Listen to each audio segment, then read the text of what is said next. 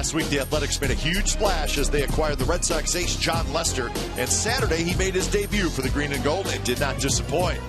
The big left-hander pitched into the 7th inning, only striking out 3, but more importantly, got the win for the first time in an A's uniform. It looked like he belonged at the Coliseum.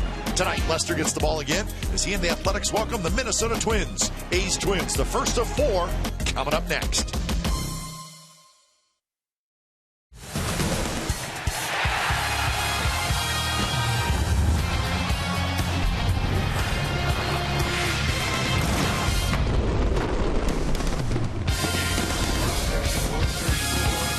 After taking 2 out of 3 from the Rays, the A's are back in action tonight to start a 4-game series against the Minnesota Twins. And it'll be Jon Lester taking them out. Second start for the A's for Lester. We're looking forward to watching the big left-hander pitch. So the series starts tonight. It's the Oakland A's and the Minnesota Twins coming up on Comcast Sportsnet, California.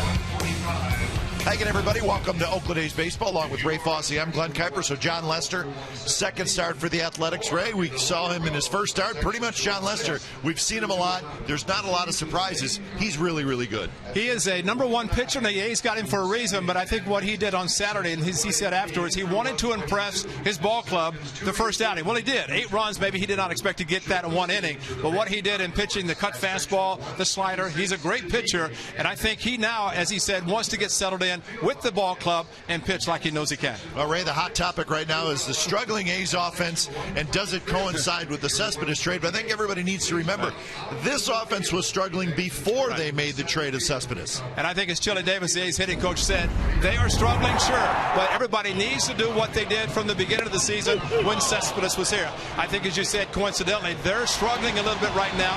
All the hitters are struggling, but you also have to realize they're facing some pretty good pitchers, and it's going to continue in this series against the Twins. But what the A's need to do is just be themselves, not show the frustration which Josh Donaldson did there, and especially with Jed Lowry thinking he'd walked on a pitch that was close, that was called a strike. These guys are good hitters, and they know one key member is missing, but they still have to do their job. And we're going to scoreboard watch tonight. It's the Angels and the Dodgers down in Southern California. The A's with a 2-game lead over the Angels in the AL West. When we come back, we'll have lineups and first pitch from the O.Co Coliseum. It's the Oakland A's and the Minnesota Twins coming up.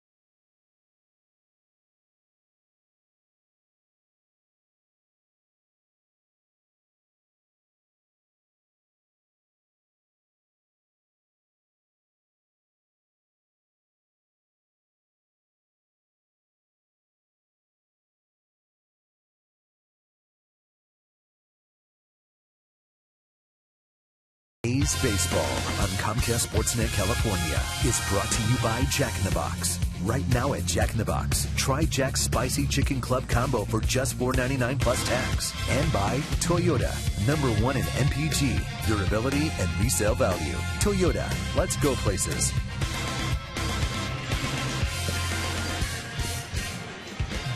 So John Lester and the Athletics take the field for game one of this four-game series. The A's and the Minnesota Twins.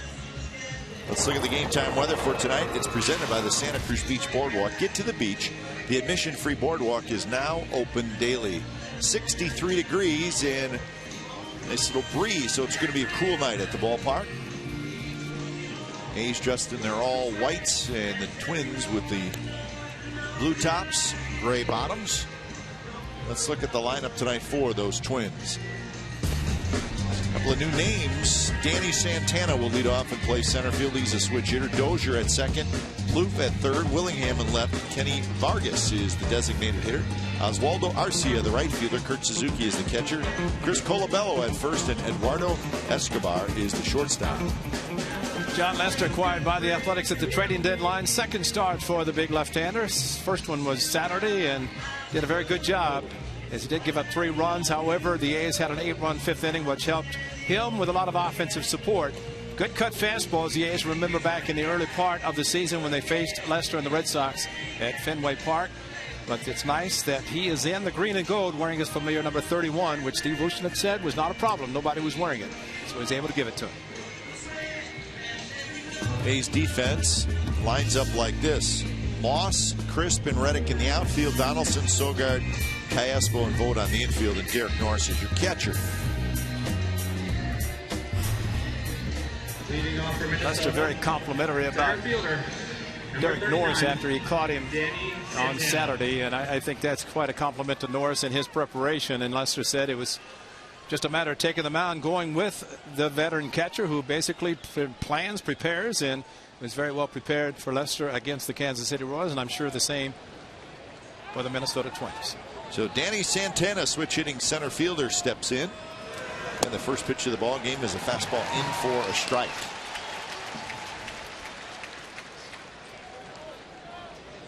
.314 the average for Santana. 5 homers, 27 RBIs. Done a nice job for the Twins, and they're hoping he's the real deal. Youngster hitting at the top of the lineup. They like his speed, and of course playing in center field where he can roam the entire outfield.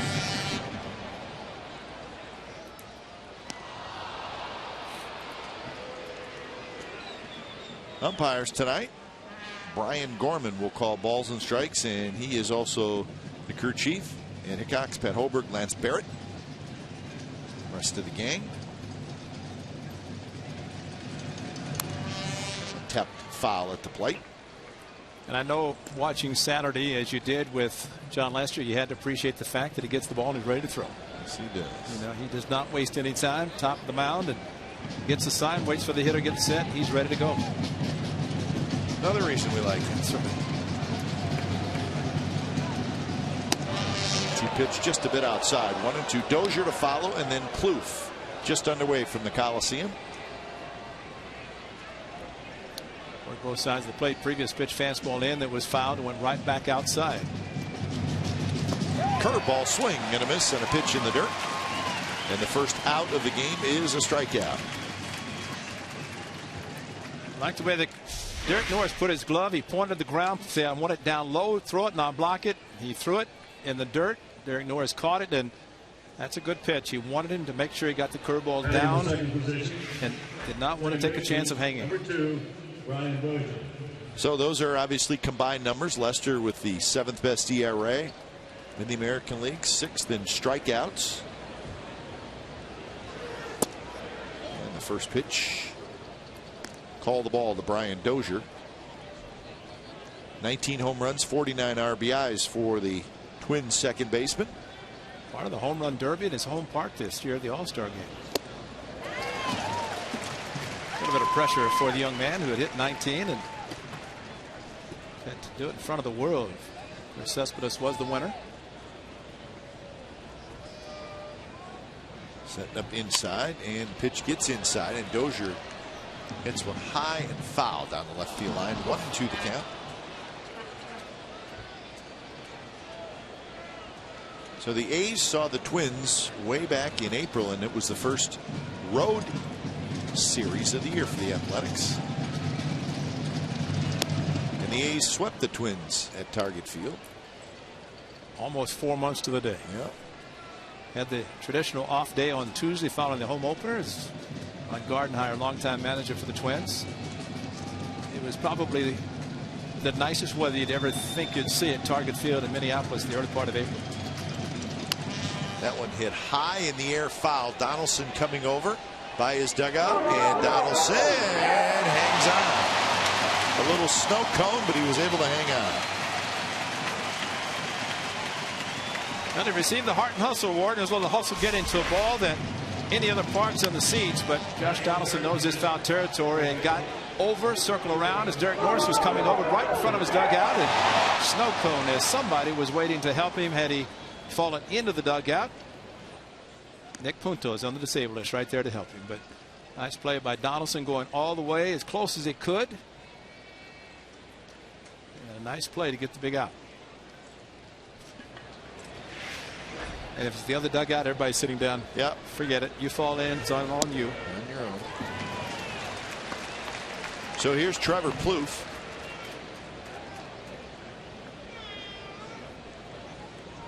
Trevor Plouffe hitting .252 with 8 home runs and 51 RBIs. So the A's sweep the Twins early. The A's have won 9 consecutive games over the Twins going back. So, and Lester's going to have a 3-up, 3-down inning. Vogt is under it. He's got inside retired. So the A's come to bat. They will do it against Johan Pino, the young right-hander, when we come back.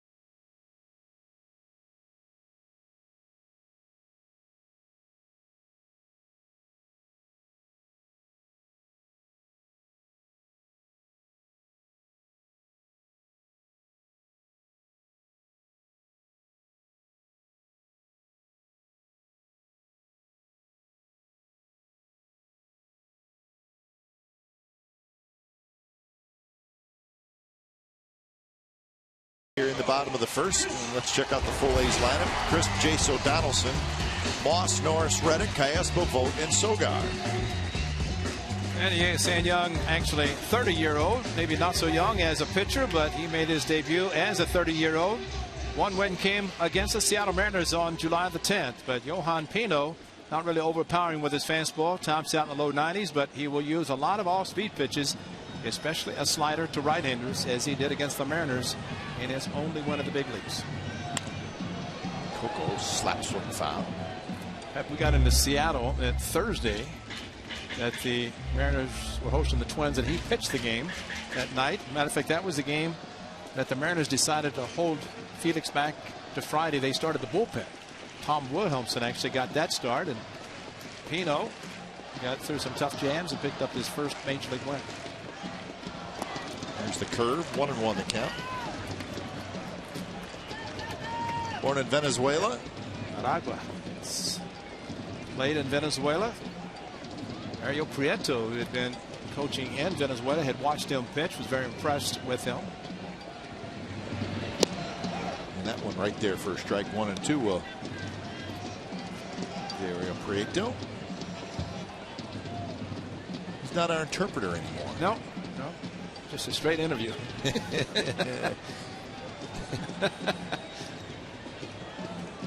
Don't have Bartolo Colon. He's with the Mets. He was the only other one that he had to interpret for.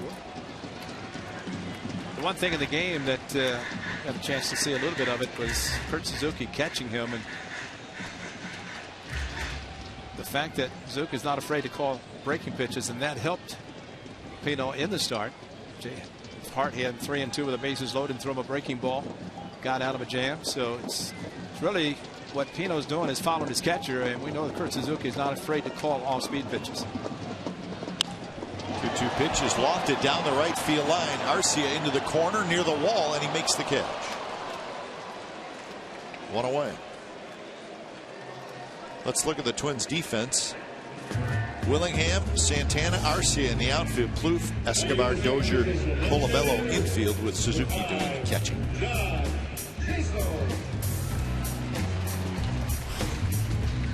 So with 1 out, Jaso steps in, hitting .269 with 8 homers, 38 RBIs.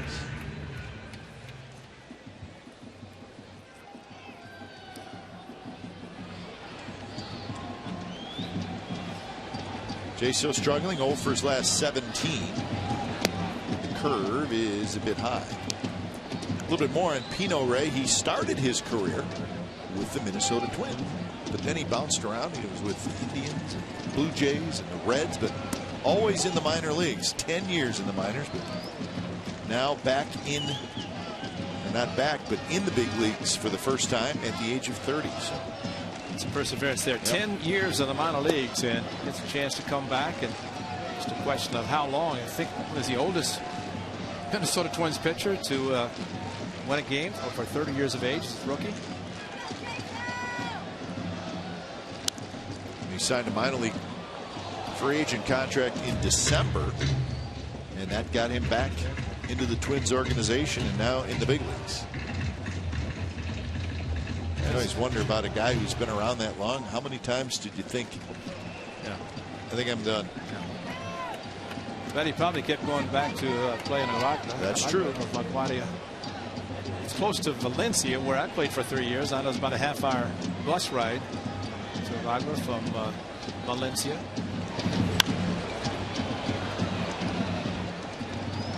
Plouffe coming over, and Plouffe is going to have room. So the giant foul territory has got a hitter from each team in the first inning. I didn't think that had any chance of staying fair, but maybe the wind kept it in a little bit as well. I think we've seen also a guy with the left-handed hitters. For some reason, they're the third base dugout lefties. That ball has a tendency to come back, and just enough to keep it in play. So 2 away for Donaldson. So that ride between cities, nice smooth bus ride, no mountains or hills. No, very flat, very straight. I don't believe you. The longest half hour ever. That's right. Well, the longest plane ride was from Caracas to Barquisimeto, which is from one coast to the other in a twin engine, and the pilot opens the windows and said it's a little foggy out. So that's a little scary. Yeah, that's not good when the airplane windows are open when you're in the air. That's not good. Well, and it's so you're low enough that you don't have to worry about oxygen. But yeah, we had one of the players came back and said, "Hey, the pilot just took his hand out the window to wipe the windshield." Wow. So we were happy to land, and even happier to take bus rides the rest of the way. There's a shot towards center. Santana to his left. Tracks it downside, retired. 3 up, 3 down inning for both pitchers in the first.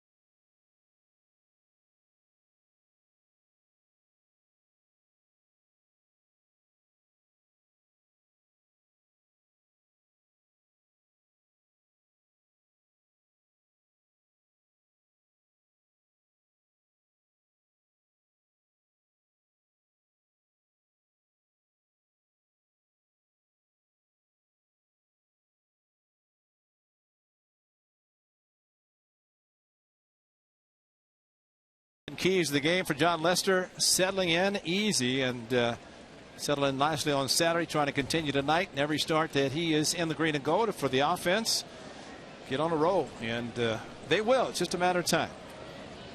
Get a little spoiled though when you have a pitcher, and the A's have several pitchers that take the mound. You figure you don't have to score a lot of runs for them to win. So here is Willingham to lead it off, followed by Vargas and Arcia here in the second inning. Willingham 11 homers, 32 RBIs. And a nice pitch down around the knees to make it 0-2. Cap, when you said the A's won 9 straight, that against must have the been Twins, yes. That must have been right after Willingham hit those 2 walk-offs. Man, remember those ones he crushed? That's right, in Minnesota. Yeah, scary. It's just like he owned the A's, and he was signed by the Twins after being with the A's. So 3 pitches. Willingham is retired. Batting in the 5th position. Averaged 7.8 runs per game in 14 of the last 16. But you're right. I mean, that was probably the last game that the Twins beat the A's. Remember, the Twins came here right at the end of the year last year for a 4-game series, and the A's swept them. And played back there in September. Saw the Twins in September, but also remember starting the second half. Well, I guess it was 12. Would have been 13. 2012 is when we started. The second half. Because Gomes hit the grand slam against Liriano, and the A's hit all kinds of home runs, swept on that weekend. I think it's been winning since then. But first half is when Willingham decided to take care of business himself. There's Kenny Vargas. Interesting story. Just called up and put on quite a show in a very, very short period of time. Vogt is going to run out of room. Could not quite get there. One bounce up into the stands. Hitting from the right side during batting practice. He was hitting them in the second deck in left field. That's what we've been hearing about this guy, Kenny Vargas. And it's spelled with an S at the end. But he says, call me anything you want. And say, sir. He is big and strong. Listed at 6'5", 275. And he has played in 5 big league games. He's 7 for 22 with a double, a homer, and 7 RBIs. 3-run home run at Target Field. Good pitch. Cutter outside corner, strike 3 call. And as Ron Gardner's manager said, he skipped AAA. So he's going to have to see Major League pitching, big league pitching following AA. And you don't see much of this at AA or AAA. How about a backdoor cut fastball? Nailing the outside corner. John Lester with one of the best in the game. See the grip of the cutter and right to the outside part of the plate, and you will freeze a lot of hitters with that type of cut fastball, and he throws the big guy. Exmo brought to you by Cache Creek Casino Resort. 2 outs for Oswaldo Arcia. Swing and a miss. Another young power hitter. See it, just 23 years old, just like Kenny Vargas. Arcia played in 97 games last year, hit 14 home runs. So the Twins have a lot of young players that they like. What they need is some of them to put it all together. This one's hit high in the air. Moss is under it. Side retired. 6 up, 6 down for John Lester. Bottom of the second coming up. Moss will lead it off.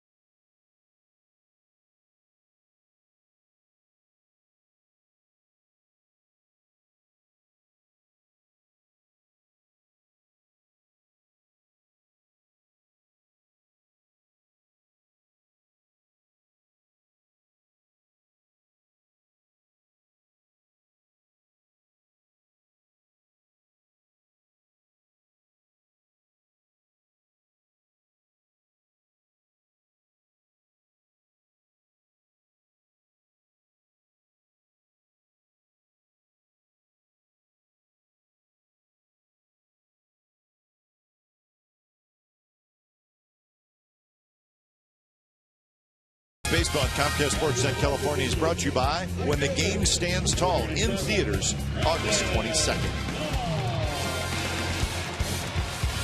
Bottom of the second from the Coliseum, no score. And Moss steps in.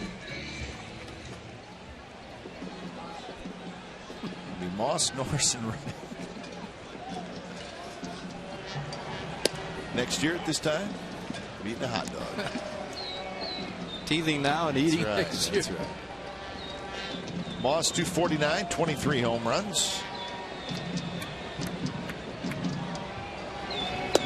Swing and a miss on that high fastball. They are underway down in Anaheim.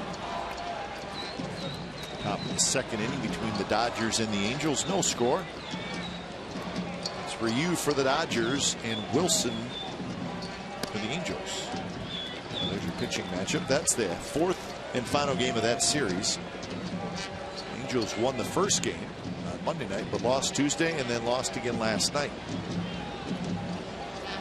C.J. Wilson has been struggling since come back from the disabled list. And a 1-2 pitch, high fastball. Moss swings and misses. So first strikeout for Pino.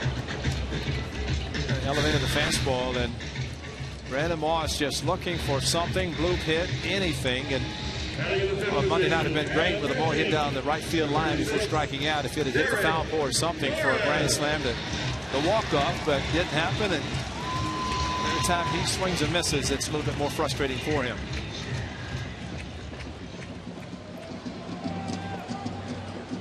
So one out, and here's Norris.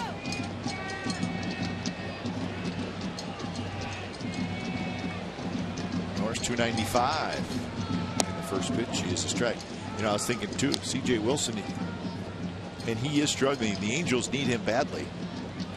You think about all the players for the Angels going into this pennant race, and Wilson may be the most important. That's right. Because, you know, they have a good lineup. You know what you're going to get pretty much from the lineup. Weaver's Weaver. Richards has been pitching well, but they need C.J. Wilson to step it up, and he has struggled. Well, he's had the experience too, Yeah, and exactly. they need that. They're counting on him. Exactly. We'll see what happens with C.J. Wilson. And they signed him for that reason. They gave him a big 5-year deal. At the same time they signed Hamilton. Escobar throws out Norris. The Mariners are hosting the White Sox tonight. Seattle with a 1-0 lead in the second inning. Elias looking for his 9th win, the young left-hander for the Mariners. That's the first of a 4-game series up in Seattle.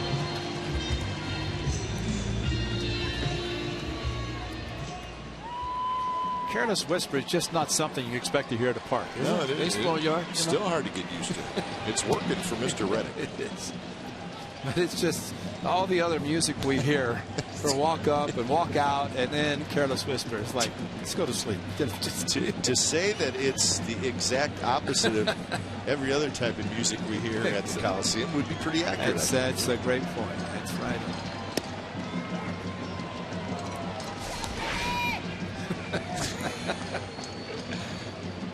So our great fans, they bring the saxophones along just for that. That's it. That's it. For the 4 or 5 times that Reddick steps to the box. So they are ready. They're ready for all occasions. And I think they would be royally upset if he changed and went back to Wild Thing or what he had prior to it.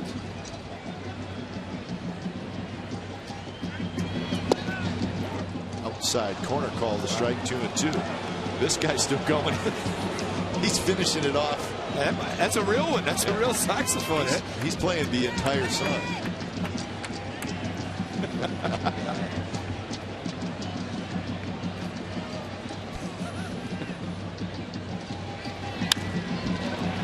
Hit high in the air toward the foul line. Willingham hustling over.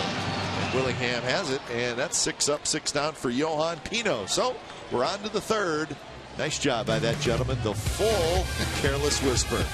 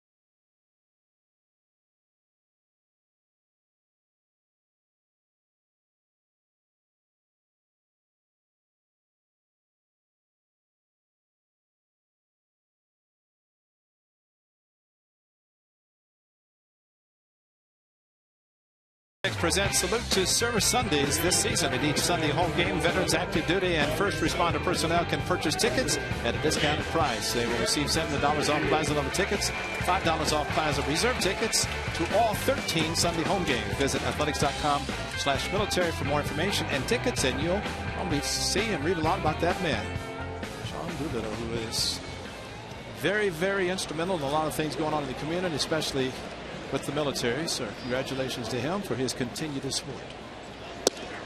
Kurt Suzuki steps in. Kurt takes a strike. Kurt was an all-star this year. Congratulations to him for that. Had a very nice season. 307, only a couple home runs with 46 RBIs. This is his 95th game. Any lines with foul effect. Right around the all-star break, there was a lot of talk about the Twins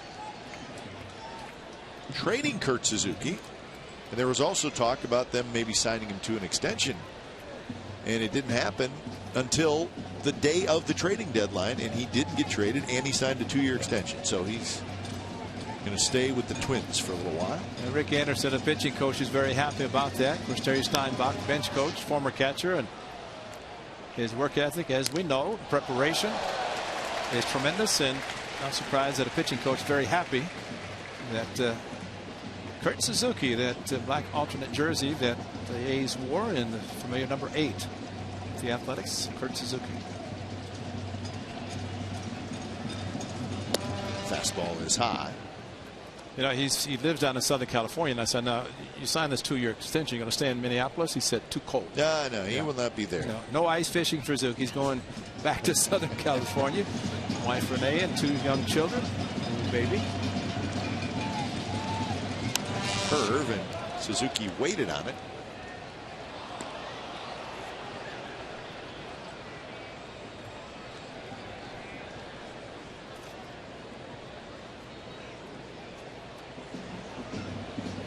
Lester has gone 6 up, 6 down with 3 strikeouts.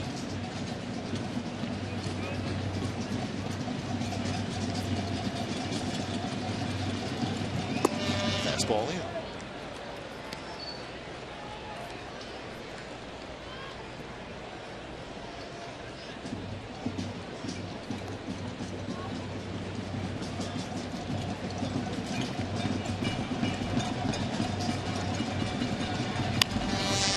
Donaldson ranges to his left, throws in time. Well, in the World Series this year, the American League has home field advantage, and this was the battery in the final inning of the All-Star game. Then Perkins, the closer, pitching to Kurt Suzuki, both of the Minnesota Twins, at Target Field, their home park, and they got the save for the American League, and that could be very, very beneficial for the team that does represent the American League in the World Series, because they will have home field advantage once again because of the American League winning. Nice touch for John Farrell to put in the battery in the home park. Here's Chris Colabello. Colabello hitting in the 8th spot. 27 RBIs in the month of April. We had a huge first week when we got there after the first week of the season. He had more RBIs than anybody in that first week, but could not sustain. Sent back to the minor leagues on the 25th of May. And now back in the big leagues. And this one's hit to left field. Moss going back. Still going back. He's got room, and he makes the catch. Colabello didn't miss it by a lot. John Lester, the only home park he ever pitched in was a Fenway Park. And he has to be loving this park. That if you think about how that ball, where that ball would have been at Fenway Park, I don't even. Yeah, he's thinking, uh-oh, and he's going to peek, and it's at the Coliseum. It's not Fenway, is it? Foul territory. Ball doesn't carry well at night. All good things for a pitcher. So 2 away. Here's Eduardo Escobar, the switch hitting shortstop. To a ball swing and a miss.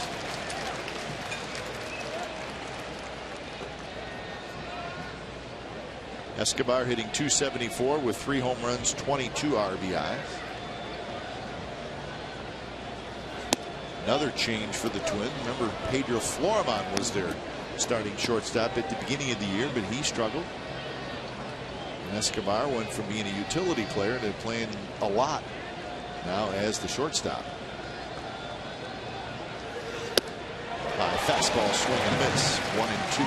Kaiser, am I correct in saying that the 3 Escobars in the American League playing shortstop? Nell, Eduardo, and who's your third? Was the one with not Toronto? I'm trying to think. Kansas City Twins. I thought there was one other, but maybe just the 2. Oh no, you're right. The Rays. The Rays. Yeah. And then yes. I forgot about the young man in Kansas City. 4 strikeouts for John Lester, and he's been good through 3. Bottom of the 3rd coming up.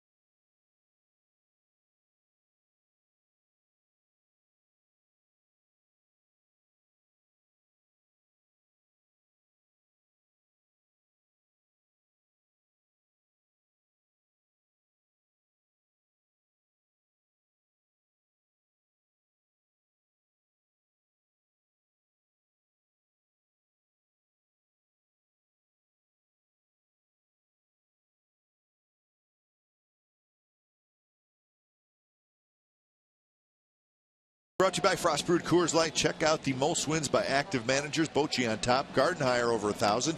But how about right at the bottom, Bob Melvin sitting on 799. So the A's could get him a nice milestone tonight, his 800th career win. Bochy, Showalter, Francona. This guy here, Ned Yost, was tied for Melvin, so he won yesterday. Well, right. The A's lost. They won last night.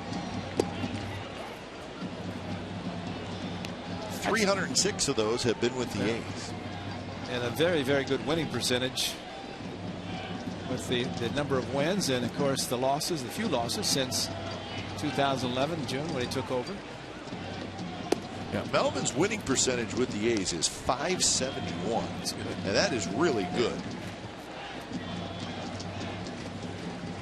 And 14. That's it, the .571, and I don't know off the top of my head, but that's low 90s for a full season win total. Exactly. Right? Absolutely.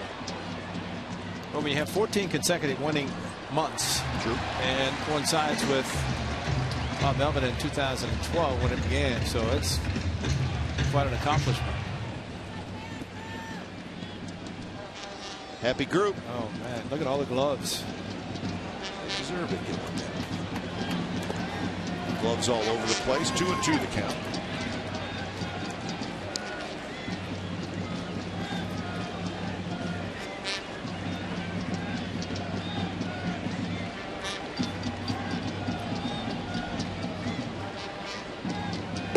Two pitches outside. 3-2.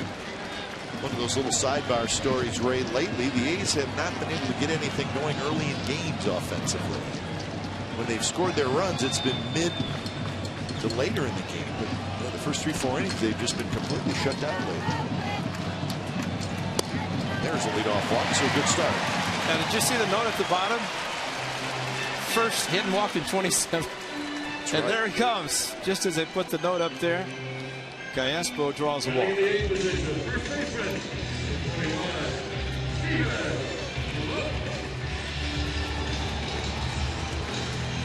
So Callaspo was able to find first base after ball 4. Here's Vogt trying to get going. 0 for his last 23.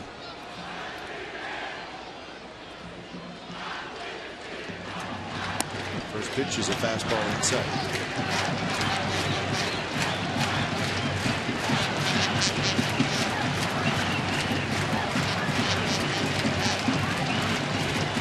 On deck is Eric Sogard. He's with a leadoff runner here in the bottom of the 3rd.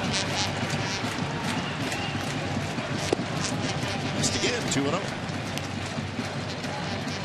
See Brian Gorman, the home plate umpire, at the pitch outside, he just turns his head, which some umpires do that to let everybody know the location, because height-wise it looked okay, but Mr. Gorman, the veteran umpire, is quick to tell everybody that the pitch is off the plate.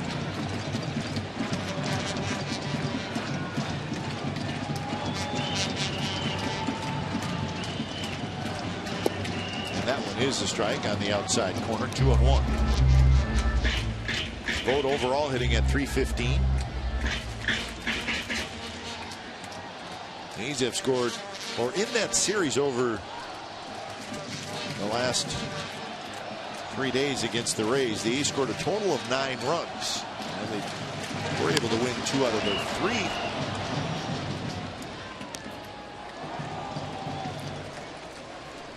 So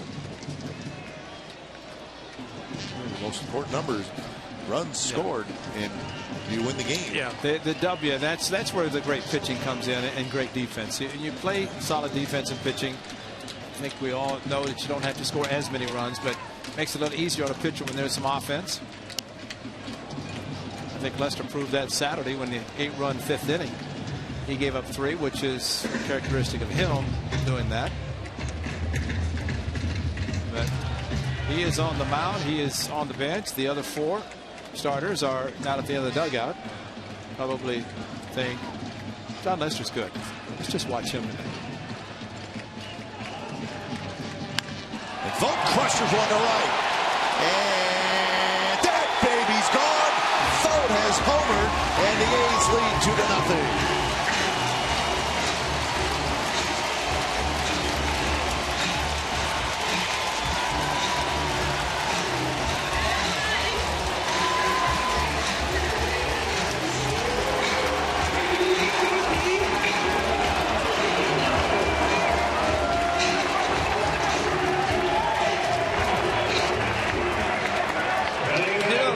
On you when all the fans start chanting, "I believe in Stephen Vogt." Well, he hit a ball just to the right of where those fans were cheering and starting that chant, and it started to move around the stadium. 23 at bat, hit the streak, and a home run against Oberholzer in Houston on the 28th of July. Those fans believe in Stephen Vogt. He even made a sign. How about that? That's pretty special, and it comes through with a big home run. Sogard hits one to right. Arcia going back. He's going to have room this time, and he makes the catch. Callaspo, strange. He walks. Stephen Vogt had been struggling to get a hit. He comes through with a big 2-run home run. A line drive on a fastball. And Stephen Vogt, you got to believe in him now for sure with a big home run. And ball just over and into the seats. That's neat.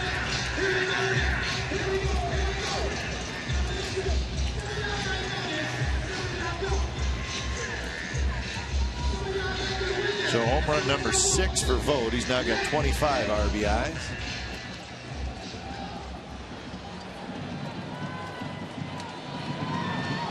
So with 1 out, Coco Chris steps up. Coco lines one to right. Arcia on the move, and he's going to get to this one in right center field.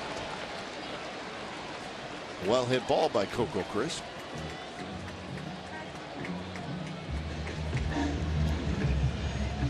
So 2 away, and that'll bring up Jason.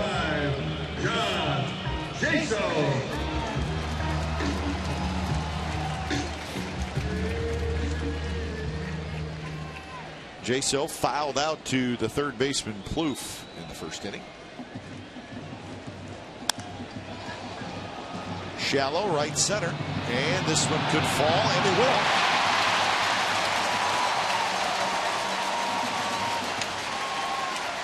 So Jaso with a bloop single. 3 consecutive pitches, all hit to right field. One falls in. Sogard hit it hard. Crisp hit it hard. And Jaso blooped his. So that tells you a lot about trying to hit the ball hard. But no stride. Jaso had been struggling without a hit. Hit the ball hard this time, though.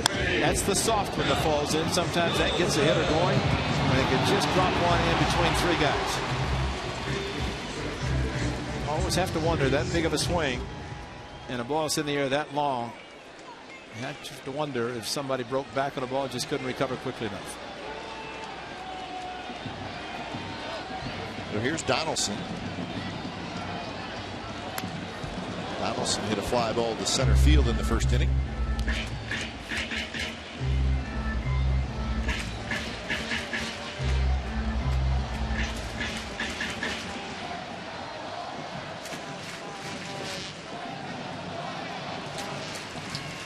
Defense fairly straight up for Donaldson.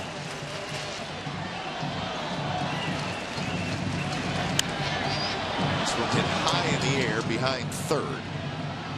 And it's going to be Plouffe, the third baseman, who grabs it. Side retired. Home run for Stephen Vogt to get the A's on the board. Maybe that breaks him out of his slump. So 6th home run for Vogt. It's 2-0 A's after 3.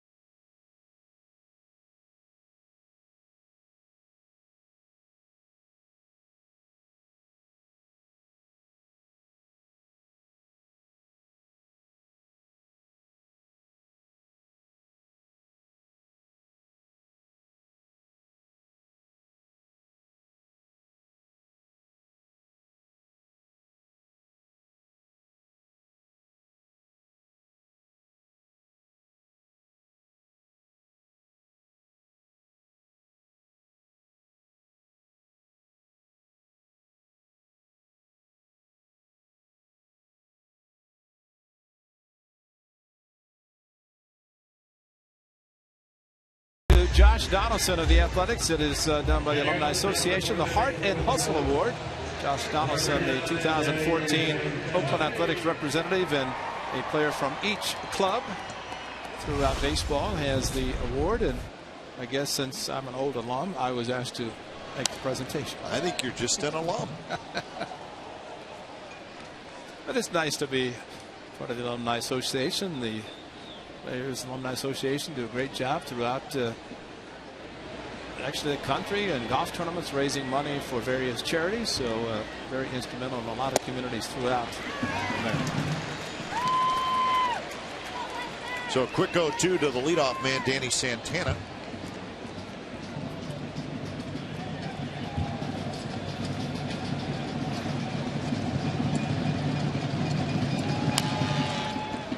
Donaldson charges, scoops it up, throws quickly, and they got it. Nice play. Oh, that speed of Santana, the slow curve with 2 strikes. Donaldson playing back, but great thing about the play by Donaldson, he uses his glove. Santana out of the box, but Donaldson, glove transfer quickly, and a nice stretch by Vogt at first base, but this young man can run out of the box. But Donaldson played it perfectly, and best thing, not trying to use the bare hand, depending on the hand to make the play. Instead uses the glove. There's the transfer, and Stephen Vogt, and if he hit the 2-run home run, a nice stretch to get the out. First pitch to Dozier, in for a strike. The glove is always important. Sometimes you have to use just the bare hand, but Donaldson knows that with his strong arm, he gets the ball in his hand. It's a pretty good chance he's going to make the good throw. Close pitch, 1-1 the count. Dozier fouled out to Donaldson in the first inning.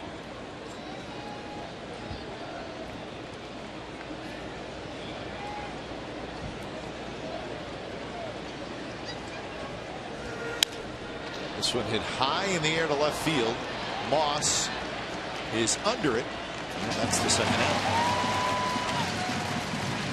That was a rare sight. 2 hands. I don't see a lot of outfielders anymore. Anybody really using 2 hands, but Brandon Moss got under it, called for it, and used 2 hands. See all the youngsters watching say that's the way you're supposed to catch the ball. Watch this. Glove up. Oh, thing of beauty. Can't get out of there. No. That's beautiful. Here's Trevor Plouffe.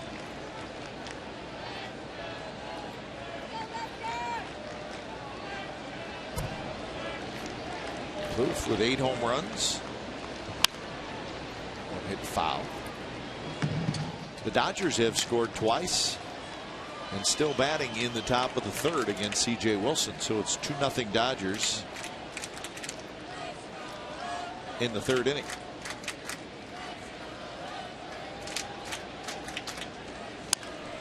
Curveball rolled foul. Did you see those numbers? 99 and 33. Yeah. That's Ryu. Ryu, I guess, is wearing 99. Ryu is 99. And that's just very strange. It's not football. It's not a linebacker or a tight end or something. I don't know. What are the 90s in football? You got to be a defensive player. Is that what it is? They have pretty specific number rules in the NFL. Yeah. Vogt is there, and Stephen Vogt grabs it. 12 up, 12 down for John Lester. Bottom of the 4th coming up. 2-0 Athletics.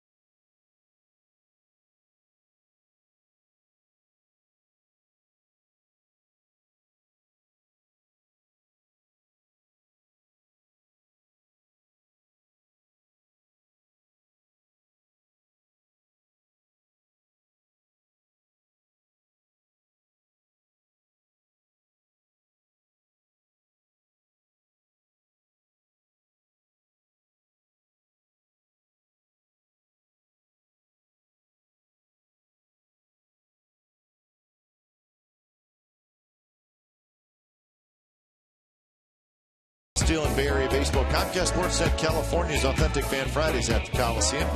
Toronto versus the Twins. Get a ticket in our value deck behind home plate, an Authentic Fan scarf, a cheer card, and a $6 food and drink voucher, all for one great price. So Moss drives one, and that one's off the top of the wall. And Moss will hustle into second with a double to lead things off in the bottom of the fourth. Brandon Moss swung through a fastball, and what a great swing on an off-speed pitch. Watch him stay back and unload on a hanging curveball. And what a great swing, and especially to hit it as hard as he did. He knew it maybe didn't have the distance, maybe some top spin. Brandon Moss got into a hanging break to go, almost hit it out. But that could be just the thing to get him going. Yeah, let's hope so, man. That was a great swing. So here's Norris.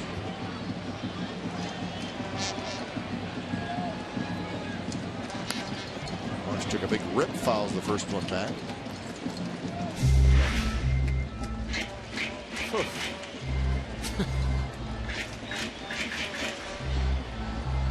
No breaking an 0 for 18 stretch. Some 0 fors being broken tonight. Yep.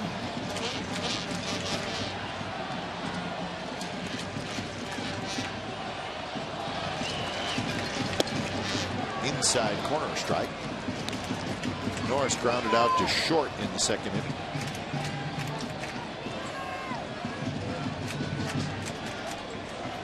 Dodgers added another run, so it's 3-0 Dodgers over the Angels in the bottom of the third.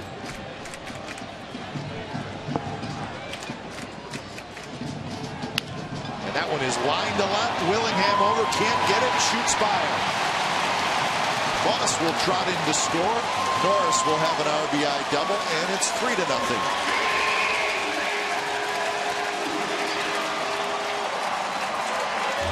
In the game that Pino pitched in Seattle, the pitch that he's getting hit very hard on tonight was a pitch that he used successfully. Slider, a hanger, and he is leaving the pitches up. The A's taking advantage of it. Hit so hard that Willingham could not get to it, and this is a 2-strike swing.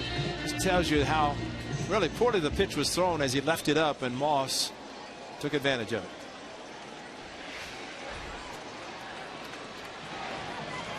So double and an RBI. And here's Reddick. Norris now with 42 RBIs on the year.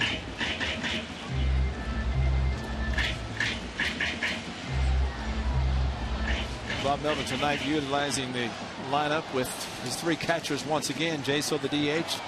Vogt, a 2-run home run, catcher playing first, and Derek Norris has turned in the other run, so the 3 driven in by 2 of the 3 catchers in the lineup. A quick 0-2 to Reddick with a fly ball to left field in the second inning.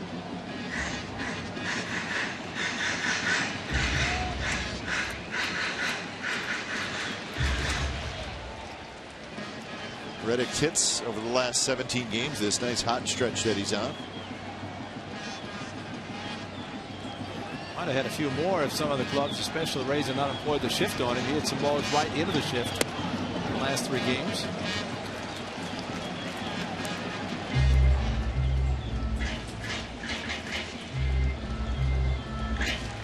So Kurt Suzuki, a quick chat with Pino. Didn't last long.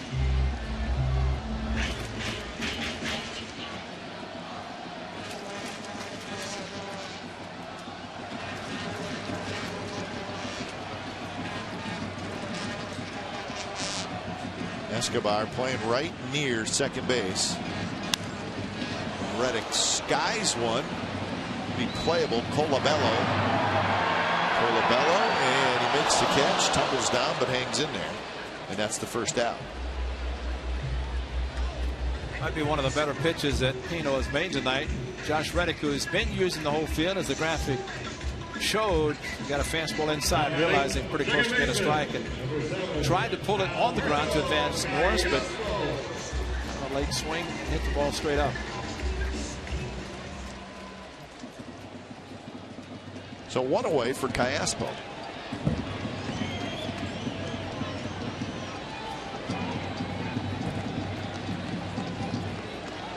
Callaspo walked leading off the third, and then Vogt homered. And we're having another meeting. We've been talking about the offense, and one of the things that most surprising, the A's very good at working pitchers, drawing walks, but in the 6 games 3 against Kansas City, 3 against Tampa Bay to start this month. 18 walks, but only 2 have scored. Tonight, they scored 1, hadn't hit but 2 home runs, or make it 3 in the 6 games. They hit 1, following the walk. So things are starting to look up already. Occurrences tonight.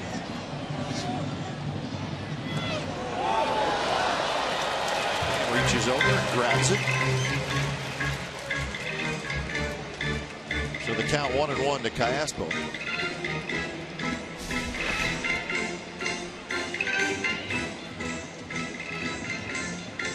That's a pretty good play. Field level seats, bring a glove. Just as long as you don't reach over and interfere with play, and that was all his.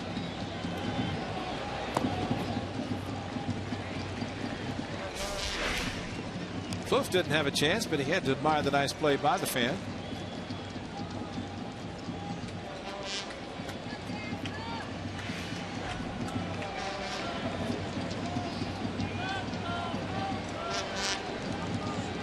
With a quick look. Off speed pitch drops in there, and it's 2-2. So the A's with 2 in the 3rd, 1 here in the 4th. And with Lester's pitching, he may not need a lot of runs tonight. So far, he's been perfect through 4. Aspo drives on the right. Arcia going back, and he's got it. Hustling back to tag up is Norris, and he will, and he'll go to 3rd.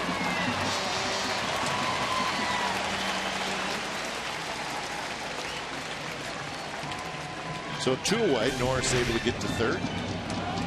But halfway, realized the ball's going to be caught. He wants to go halfway with 1 out, which he does, and able to get back and tag easily to get to 3rd. Once he saw Arcia camping under the ball. Kind of the rule of thumb, 1 out, you go halfway, so if the ball drops you can score. Nobody out, you want to tag immediately.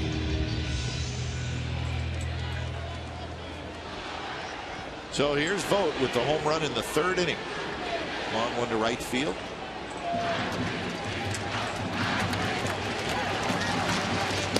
This pitch is a breaking ball that's high. Vogt hitting in the 8th spot tonight, so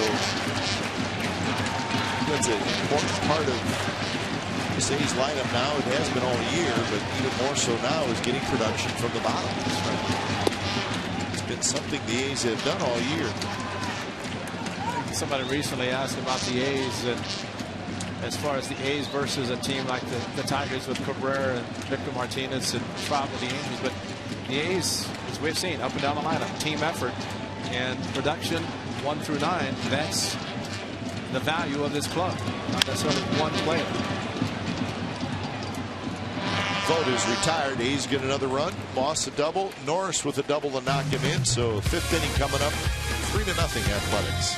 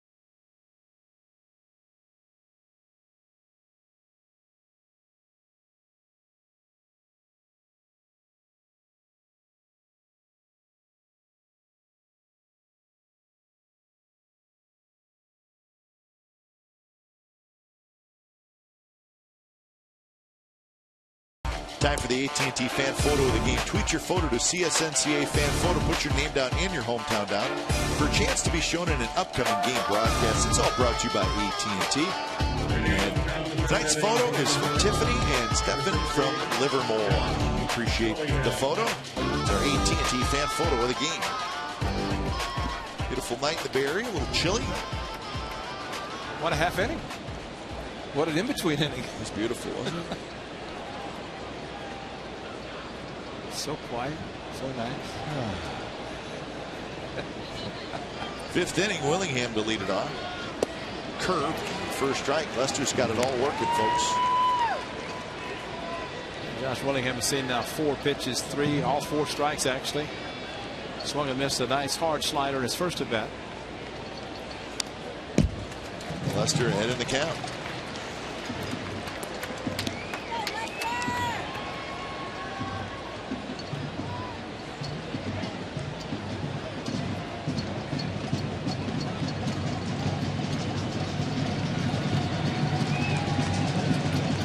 Pitch setting up inside, and there it is, swing and a miss. And that is 5 strikeouts for Lester. 1 out here in the 5th inning. Better fastball for Lester. This is since June 1st, and again, this is just the fastball. Average opponents down, line drive percentage down, chase percentage up. So just about with everybody, Ray, that starts with the heater. And the way he can spot the heater and have some variations, the movement, like the cutter off the heater. And I'll tell you, you get the fastball working, everything else will work off that. Little pop-up. It's going to be Callaspo coming in on the infield grass, and he grabs it. 2 outs. This is Kenny Vargas. So, showed you the better fastball numbers since June 1st. And his ERA since June 1st is 1.76. How'd you like to have that starting 5? I don't think you'd ever lose. Man. You'd be so worried about making sure they got at least 1 run support per game and let them take it to the house with the rest of them. First pitch to Arcia, outside corner, first strike. Lester has thrown 55 pitches, 40 strikes.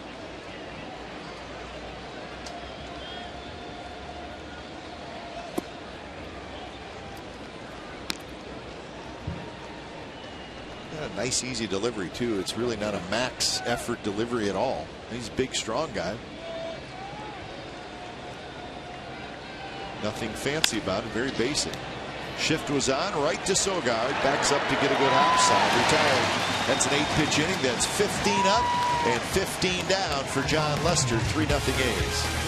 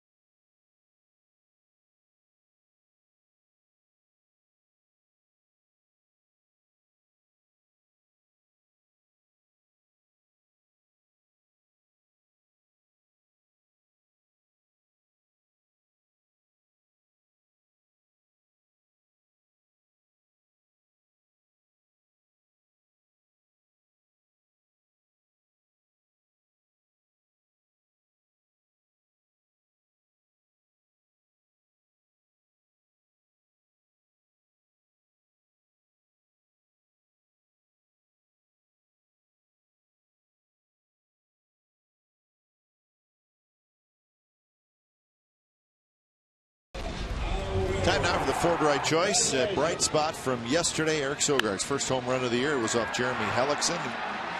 First home run in 110 games for Eric Sogard. Quiet day offensively for the A's for the most part. Sogard's been swinging a much better bat lately. As he was telling us in Texas, they pitch him in, they'll pull it, pitch him away, goes to the opposite field. Yesterday, Hellickson tried to get it inside and hit it right down the line, shortest distance here at the Coliseum for lefties. So he'll lead it off, followed by Crisp and Jaso. Bottom of the 5th inning, 3-0 A's. He's coming in 25 games over 500, 69 and 44. Been a 3-3 homestand so far for the Athletics. Lost 2 out of 3 to Kansas City. Beat the Rays 2 out of 3.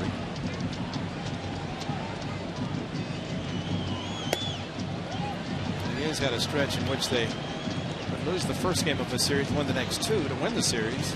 Unfortunately, against Kansas City, they lost the first one, won the second, then lost the third when James Shields pitched on Sunday. Bounced back, win the first 2 games of the series against Tampa Bay.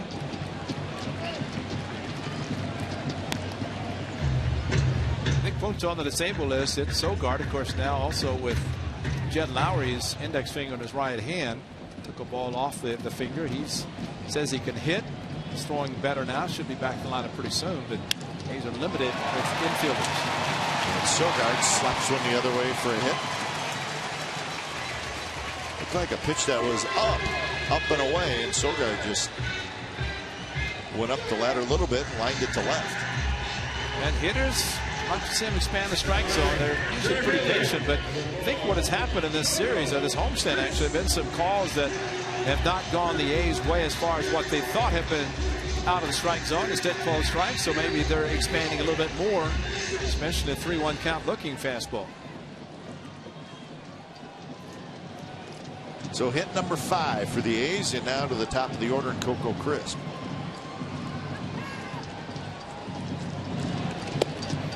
Dodgers leading the Angels 3-0. That game now in the bottom of the 4th inning.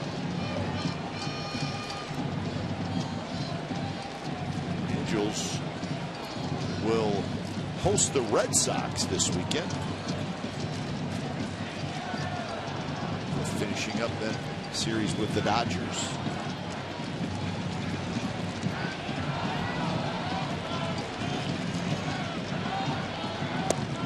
Takes a fastball on the inside corner for a strike.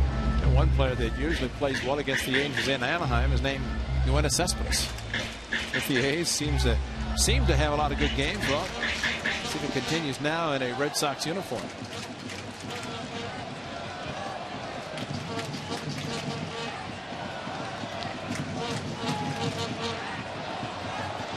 To Coco, who has hit a pair of fly balls to right field. And he lines that one, but foul.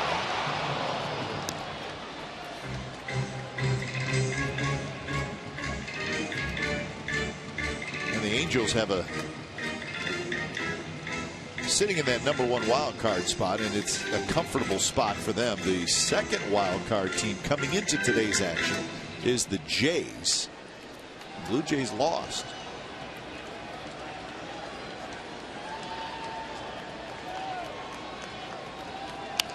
This one tapped slowly towards second. Flipped to short, back to first, not in time. So Coco will be aboard on a fielder's choice, 1 out.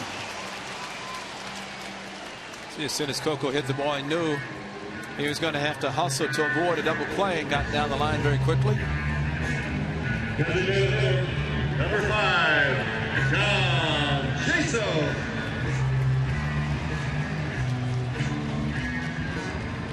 So Jaso steps up, pop out, and a single.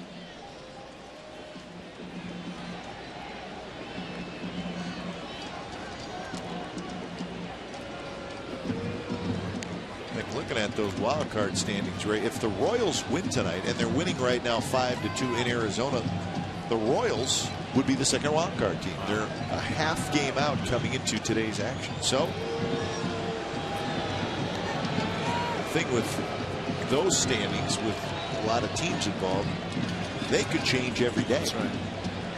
But the second wild card, while a lot of people might not like it, teams that have not been in postseason in a while, they love it. With the possibility, and the Mariners coming in are 1 game back of that second wild card, and as we said, the Royals. So there's 2 teams that have been waiting a long time to get back. So this is current. Again, the Blue Jays lost, the Yankees won, the Indians won. So look how tight it is. This one's belted foul.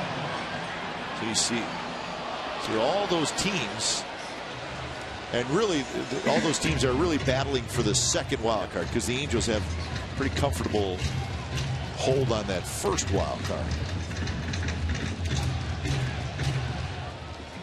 The Angels 67 wins. Of course, the loss column, you're looking at the difference there, the biggest difference in the loss column.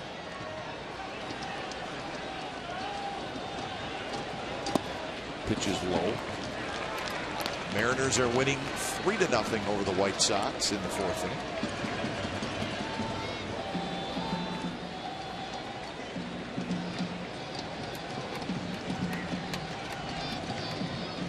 Dodgers batting in the top of the 5th.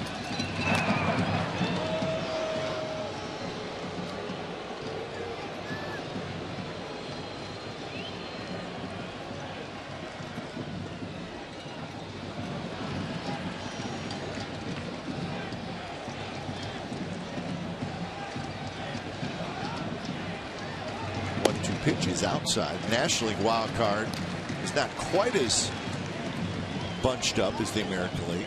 Giants and the Cardinals are the 2 wild card teams right now. Pirates are very close. Braves are close. Reds are close.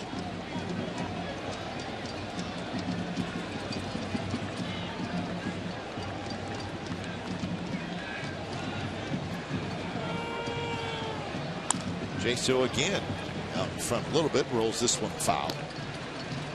One of those teams that have not been in postseason happy about the second wild card. The other teams, though, that in the past figured if they won the wild card, they had a 5-game series. But man, has that changed last couple of years. Nobody figured they won. That's even the Angels. They're still trying to overtake the A's in the division. That's why the A's want to keep winning to win the division, have it guaranteed at least a 5-game series. But I mean, you and I have talked about it a lot. I mean, I like it, the second wild card, because now it adds like a whole new dimension to the postseason, where you just don't want to play in that game. You just don't want anything to do with it. And the Angels are happy to have that 7.5 game lead, but they're unhappy because they're at the wild card lead. Grounded to second again. Dozier has it. He'll get the out at second, and they'll hold on to the baseball. So another fielder's choice.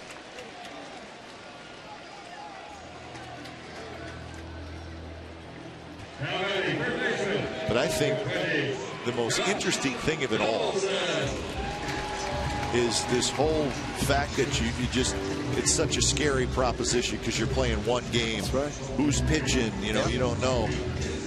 But if you win that game, now you got momentum going into the division series. Sure. Except you probably don't have your #1 pitcher. Probably not. And in a 5-game series, that first game is vital anyway. So it's. But that's the thing. There's so many and you're right. You're going to face whoever you face in the division series. If you win that one wild card, it's going to be an ace, a #1 guy. But that team is not going to have played for 4 or 5 years. There's just so many different angles that second wild card brings out. Best to avoid it. How about that? That's right. Well, we talked about for Donaldson and Moss, guys participated in the All-Star game, avoiding the 4 days off at the break because they were able to take batting practice. That's the same thing for a division winner because they go head to head. Somebody's going to play the wild card, but somebody else is going to play division. Left center field. That's a hit. Jaso's going to head for third. Donaldson with a big turn. He'll stay at first. So Donaldson's got a hit. And he's at first and third with 2 outs.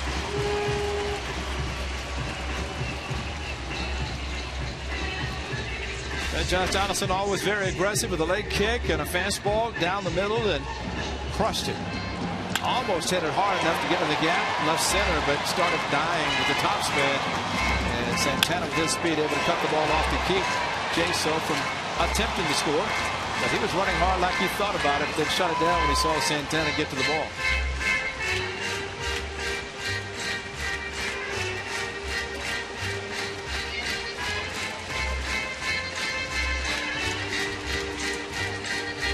Rick Anderson, the longtime pitching coach for the Minnesota Twins, and he has had some excellent pitchers. And the one thing we've always talked about is how, if you're a Twins pitcher, you throw strikes. You don't see a lot of walks.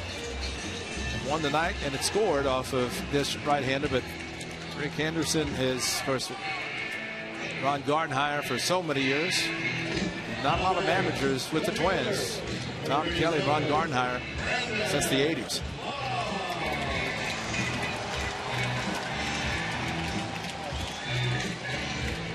So here's Moss, a strikeout and a double. Doubled and scored in the fourth.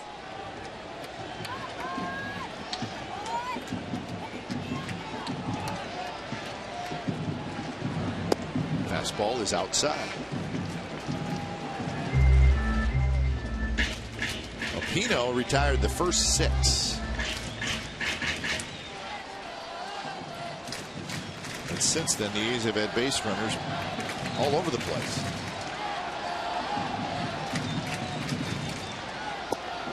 Changeup outside, 2-0. He's got a little bit of a similarity in his style of pitching out of the stretch, but on the windup, it's kind of arms and legs, and maybe it took the A's a few times looking at him before somebody finally made contact. Actually, it's Callejo with a walk that put Pino on the stretch when Vogt hit the home run. And now 3-0.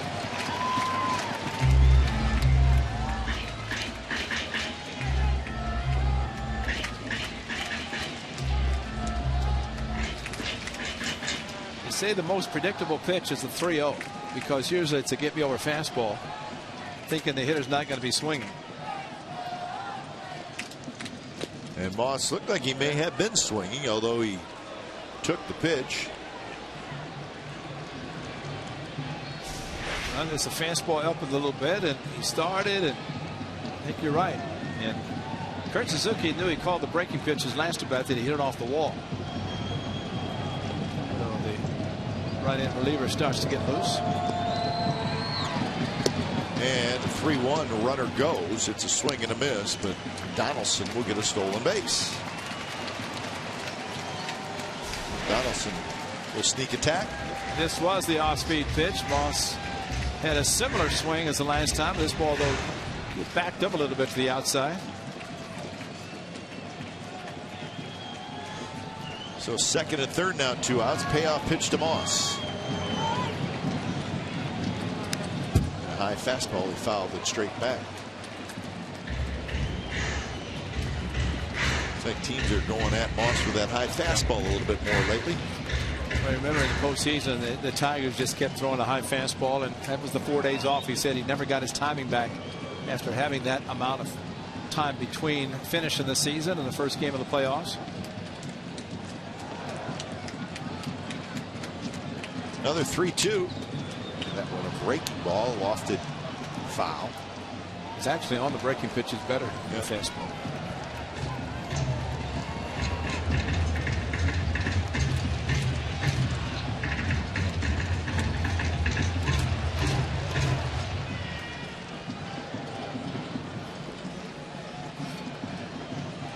Six pitches for Johan Pino.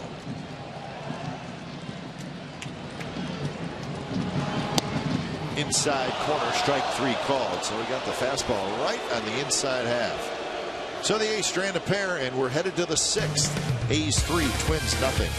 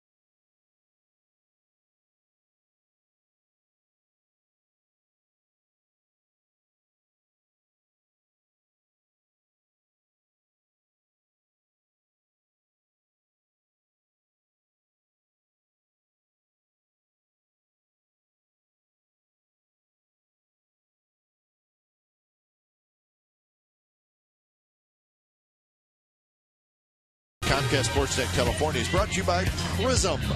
Now your team can collaborate at a whole new level with video walls from Prism. Learn how at prism.com. So 3-0, top of the 6th inning. Lester's been terrific.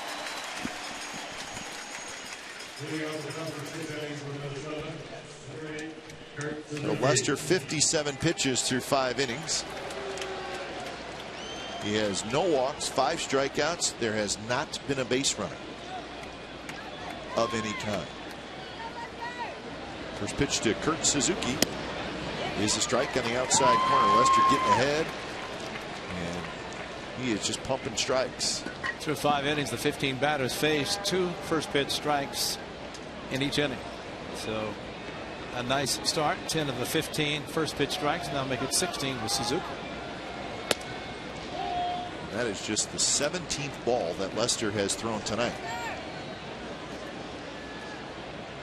It may have been the worst he's missed with a pitch. 59 pitches total. Suzuki grounded to third in the 3rd inning. And there's a line drive base hit right over the head of a leaping Eric Sogard. So that's the first hit and the first base runner for the Twins. A nice round of applause for Lester, who was perfect through 5 innings. Appreciative fans as they were on Saturday when he came out, tip of his hat. And I guess you kind of expected that. It was a pitch, maybe one of the worst he's thrown tonight, because it's more down the middle instead of inside where he wanted it, and left it out over the plate. Suzuki, who had a good first at bat, seeing 7 pitches, and on the 3rd in this at bat puts John Lester into the stretch. Colabello, fly ball to left field in the 3rd inning. And he shoots one up the middle, and that's a base hit. Suzuki stops at second. It's funny, right around the same time that Kurt Suzuki got the first hit for the Twins against the A's, the Angels got their first hit against Ryu, the left-hander for the Dodgers, who had kept them out of the hit column for 4 innings. Eduardo Escobar. But now Lester in a jam for the first time tonight. 2 on, nobody out. Well, the ball to Plouffe, good cutter in on his hands that kind of jammed him, but found the hole up the middle.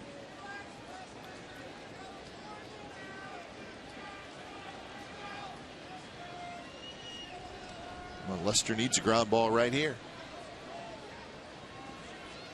Escobar struck out swinging in the 3rd. He's a switch hitter. Good curve strike. You know, one thing Lester does, I think it's interesting when you see a pitcher when he takes his 8 warm-up tosses, and notice Saturday and tonight, not all the time, but watching that when he takes his 8 warm-up tosses, he takes them out of the stretch. Hall of Famer Greg Maddux always took his warm-up tosses out of the stretch, saying those are the most critical times that you'll be pitching, is out of the stretch. Of course, you're putting runners on base for 5 innings. Lester is out of the windup. Now he's into the stretch. Let's see if his warm-ups pitching out of the stretch help him in this inning.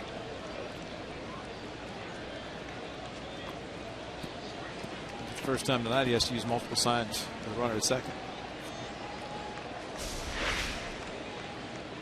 This is warming up, and that says something, because he's very comfortable out of the windup, but as he's taking, and they get 8 warm-up tosses, but every one is out of the stretch, throwing all of his pitches. So 0-1. Missed outside.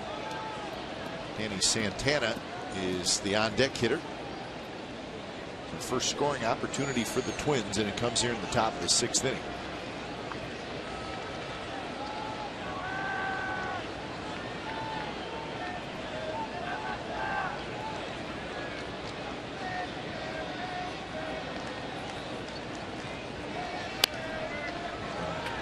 Got in on Escobar, jammed him. He rolls it foul down the 3rd baseline.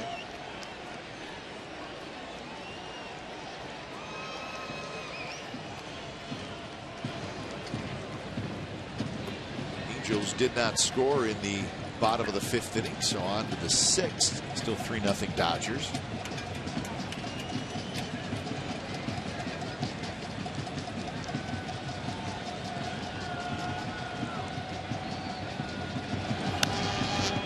ball right side. So Escobar battling Lester with runners at first and second.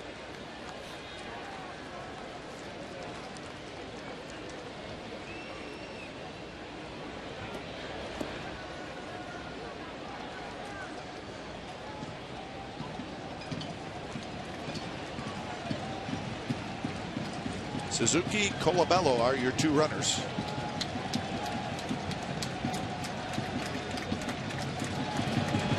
Swing and a miss. Slow curve, 73 miles an hour. Escobar strikes out for the second time. Backdoor cut fastball, but how about the big backdoor curveball? And Derek Norris kind of down the middle with the target, but the pitch starts outside, ends up down, and slowly thrown, as was the case. Escobar in his first at bat got a curveball, and that one was in the dirt. This one down low as well, though caught by Norris. But similar pitches to get the 2 strikeouts. Top of the order, Danny Santana. His third at bat. He's got a strikeout and a ground out. We'll have another meeting.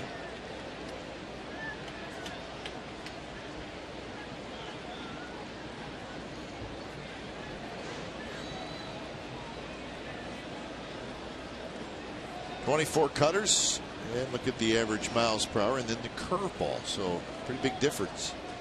So you're telling me you can't throw the fastball straight or that pitch straight, which is good. I mean, anytime a pitcher can throw the pitches and have the movement, that's always good. That one of the toughest, hardest pitches for a right-handed hitter is that hard cutter slider inside, a lot of times to the back foot, right foot, because it looks so good and then disappears.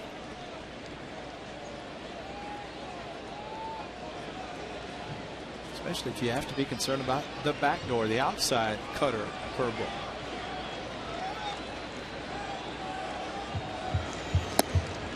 That one, a fastball that just missed.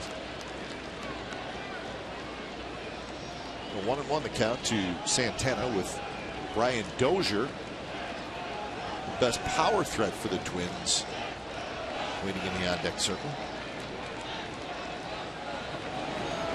Santana rolls it foul. There was that curveball again, 73 miles an hour. But it's such a good pitch because it has great break, but watch the break and then how slowly it's thrown. So a hitter, you start and you go, just cannot stay back long enough, and then when you swing and swing late, usually beat the ball on the ground, pull it foul as Santana did. Yeah, and he keeps it close enough to the strike zone where you feel like you should swing it. Exactly. This one popped up, foul territory. Vogt's not going to be able to get there.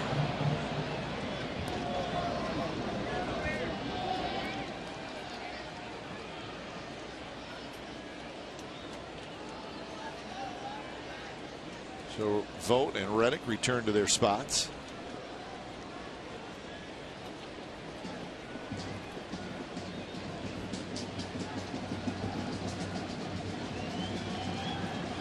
Outfield shallow and shifted toward right. Fastball is up and a little bit in. Maybe not as much in as Santana made it look. I think it's always a great pitch when you see a pitcher. Of course, the count was 1-2. But that was more of a purpose pitch, just a purpose of showing it.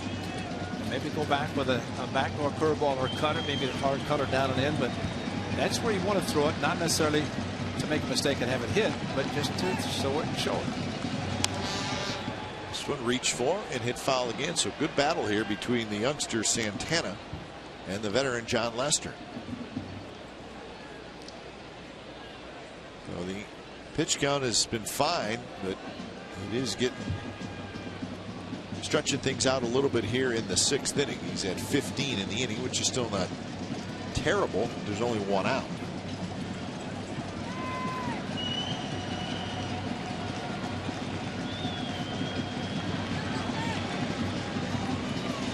These are difficult times for the runner in second because the catcher has to go through the multiple signs, and if a pitcher shakes off, you can't just go to one. You have to keep going to multiples. That's why you take more time, and sometimes you end up calling the catcher out to discuss it. Swing and a miss. Got it down and in. Back-to-back strikeouts for Lester. He now has 7 in the game. That's what we wanted to go to. Now they're going to talk about it, but this is that hard cutter slider. It's kind of in between, but thrown hard, no stride, and Santana fouled off the slow curve outside, could not handle the hard cutter inside. Looks like he can expand his cutter to make it look like a bigger slider as well, which makes it even harder to hit. So one more guy to get, and it's Dozier.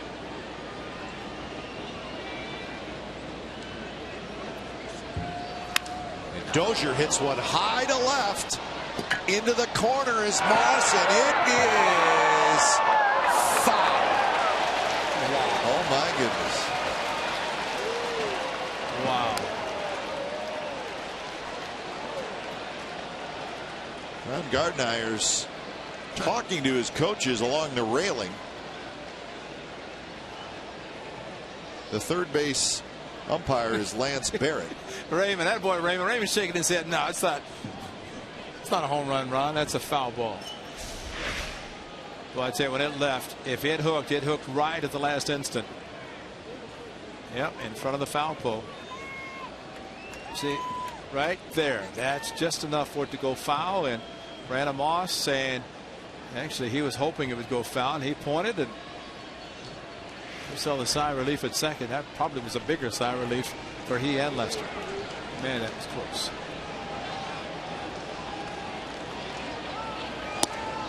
Missed outside. 1-1 the count. Cap, you're right. The one power threat. Of course, Willingham always concerned, but Dozier has the bigger number. That ball was just right there, and that was just enough to the left of the foul pole.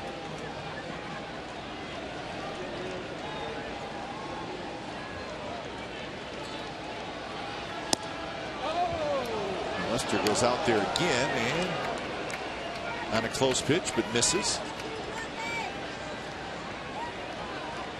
So 2-1.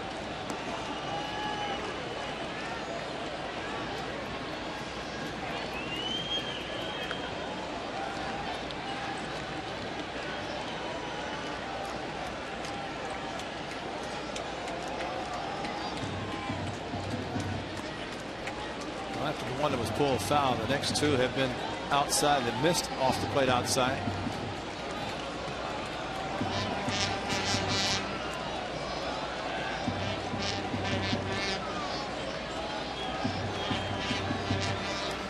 And that one is way inside. Trevor Plouffe would be next. The count is 3-1 to Dozier. Dozier is fouled out and hit a fly ball to left field.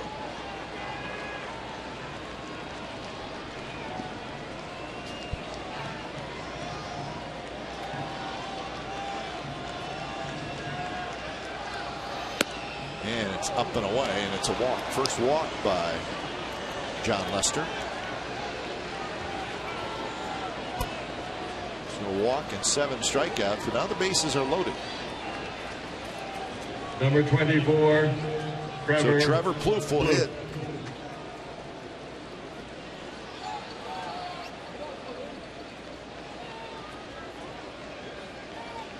Plouffe has popped out twice to Stephen Vogt, once in fair territory, once in foul territory.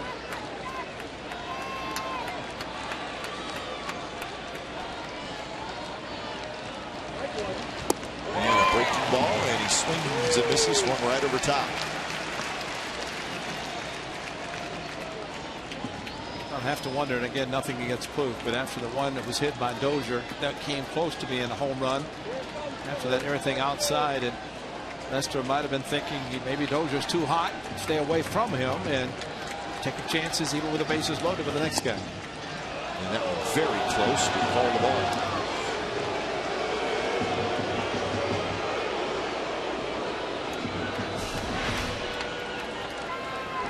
Not by much, but Brian Gorman turned his head to the right, indicating off the plate outside.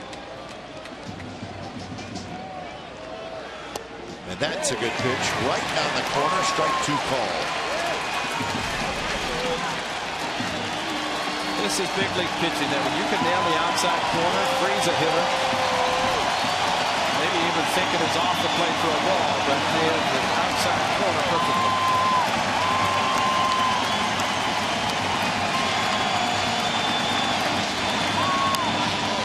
chop slowly to Donaldson. He grabs it, straightens up, throws, and they got him at first. And the Twins do not score. They leave the bases loaded. Bottom of the 6th coming up. 3-0 Athletics.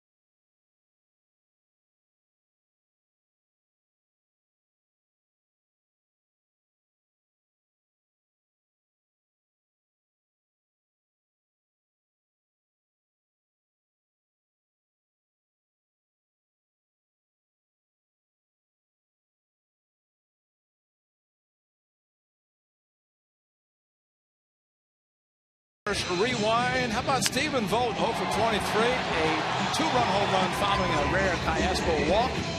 And Stephen Vogt with that hit. Garrett Norris with this RBI double, scoring Brandon Moss, who doubled off the wall, and John Lester perfect through 5 innings with a great curveball. Mixes a cutting fastball, so strikeouts with the cutter and the curveball. Norris doing a good job blocking them, so he did struggle a little bit, but almost to the point, watching John Lester in the 6th inning, he planned everything, especially after Dozier came close to hitting a 3-run home run. Kind of pitched around him, walked him, and then got Trevor Plouffe to ground out to third. So bottom of the 6th, Norris to lead it off, followed by Reddick and Cayaspo.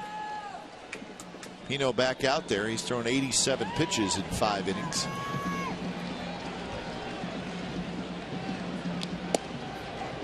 First pitch strike to Norris.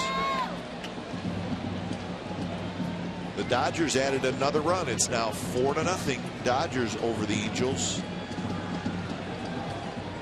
6th inning. C.J. Wilson just knocked out of the game. There's some fans below us that keep watching the scoreboard just like everybody else. You know. Cheering for the Dodgers. Yeah, saying the Dodgers and the zeros. The Dodgers scored again.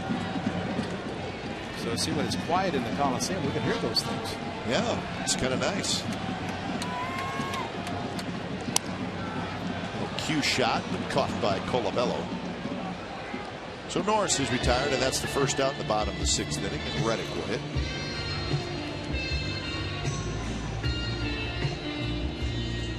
Right fielder, number 16. Well, even the drummer puts it up with a little wave.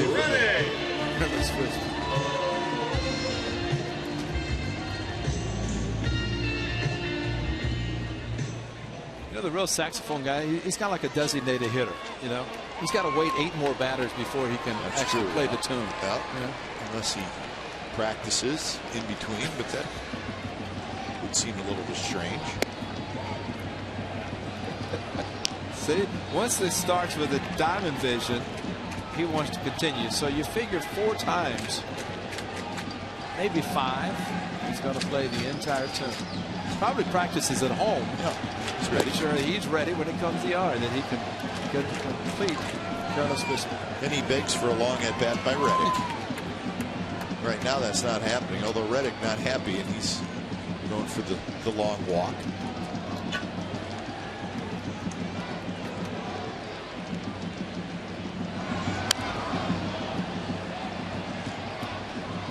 Reddick is 0 for 2 tonight. That gentleman with the saxophone, wherever he lives, if he has neighbors and all they hear is Careless Whisper, they got to be wondering what is going on. This is the only song he knows.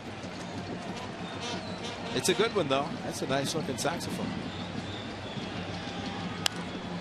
Another foul ball. A's with 2 in the third on Vogt's home run and 1 in the fourth on Norris' RBI double. That is where we are at. 3-0.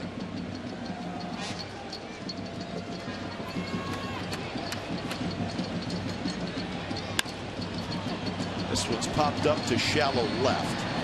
With the shift on, it's close to third baseman and dropped it. And Reddick, this was in the second, and that's where he's going to be. So Willingham was there, but Plouffe called him off, and Plouffe dropped it. Oh, the shifts, and sometimes they work, sometimes it causes a little bit of a problem because there's Plouffe going out, and right kind of jumps. Something happened, and maybe right there he thought Willingham was a lot closer than he was. I don't know if you got a glove on it. It's going to go as E6, but I think that's Plouffe. So E5 instead of E6. Center field, Santana hustles back. He's got it. Reddick tags and Reddick bluffs, but pretty good arm shown off by Danny Santana. Join the A's Saturday, August the 9th. That's coming up a couple of days when 20,000 fans will receive a Tony La Russa Hall of Fame bobblehead. Former Oakland manager who guided the A's to the 1989 World Series Championship has been inducted to the National Baseball Hall of Fame and will throw out the ceremonial first pitch where the A's take on the Twins. To purchase tickets, visit athletics.com/tickets or call 877-493-BALL. Now, there's word that possibly Tony La Russa's catcher, Terry Steinbach, who's now bench coach for the Twins, might receive that first pitch. I think that's a good idea. I hope it happens. When it's time for change, think Speedy Oil Change and Tune-Up, your oil change, tune-up, and repair experts.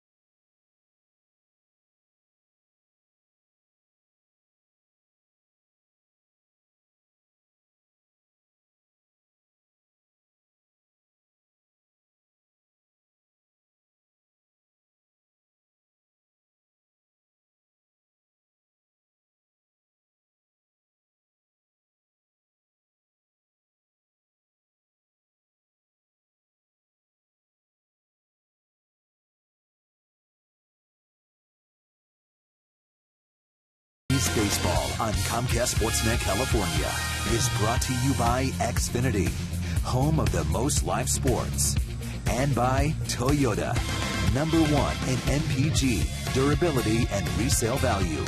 Toyota, let's go places. So the Twins have brought in a left-handed reliever by the name of Caleb Thielbar. He takes over for Johan Pino. So Pino gone after 96 pitches. 1 walk, 2 strikeouts, and 3 runs in 5 2/3 innings. So here's Thielbar as he faces Vogt with 2 outs. And he is tough on lefties.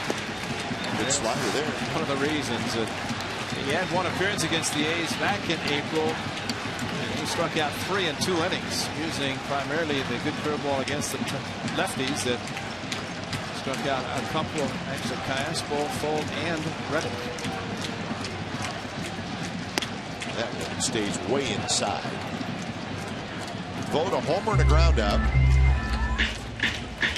He broke a 0 for 18 stretch.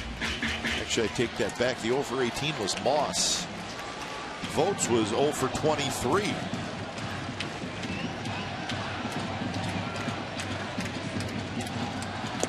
Swing and a miss. Slider again. So if a slider's that good from a left-hander, the location sometimes doesn't matter. Nothing.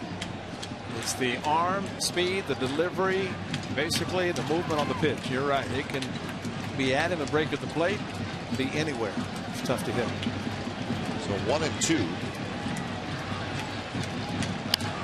Vogt hangs in there on that one. It's a high and foul. Near the A's bullpen. You know, I think as we have always seen, lefty on lefty, there's always that toughness involved, but more than anything, the lefty wants to pitch the lefty outside because they figure he's opening up, bailing out anyway. Don't want to make a mistake in. So if you keep the right shoulder in, not open up too quickly, and nothing else, just try to hit the ball in the opposite field, pitch outside. Got a fastball that time.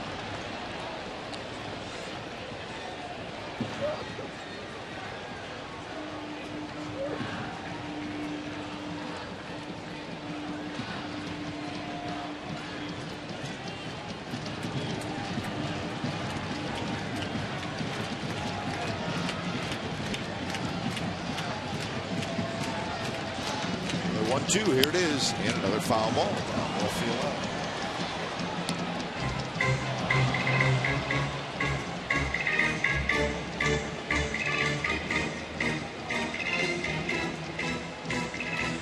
So 7th pitch coming up in this at bat.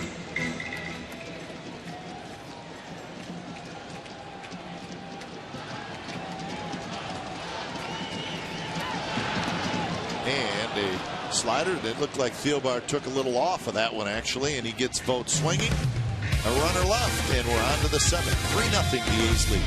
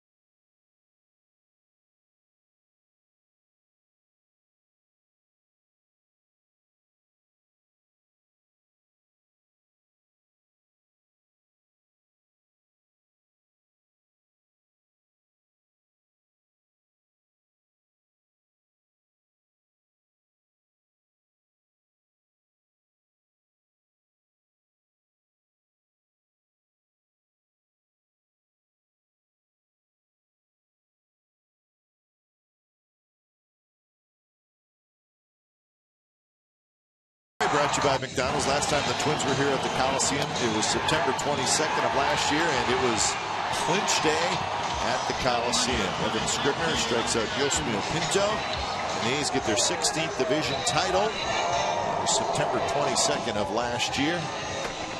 A party ensued. So a fairly early clinch for the A's last year.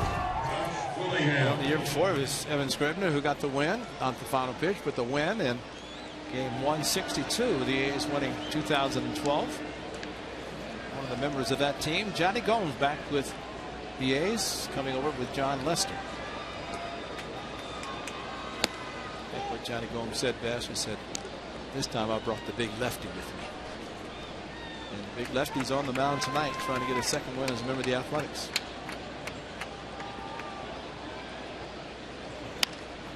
Willingham hits a high fly ball routine to right field. So Willingham is 0 for 3. So one away here in the 7th inning, and that'll bring up Kenny Vargas.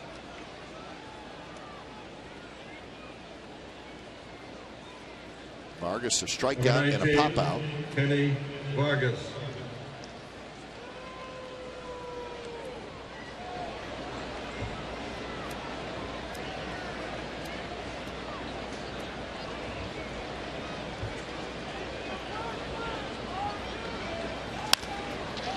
Swings at the first pitch, grounds it right to Sogard. 2 outs.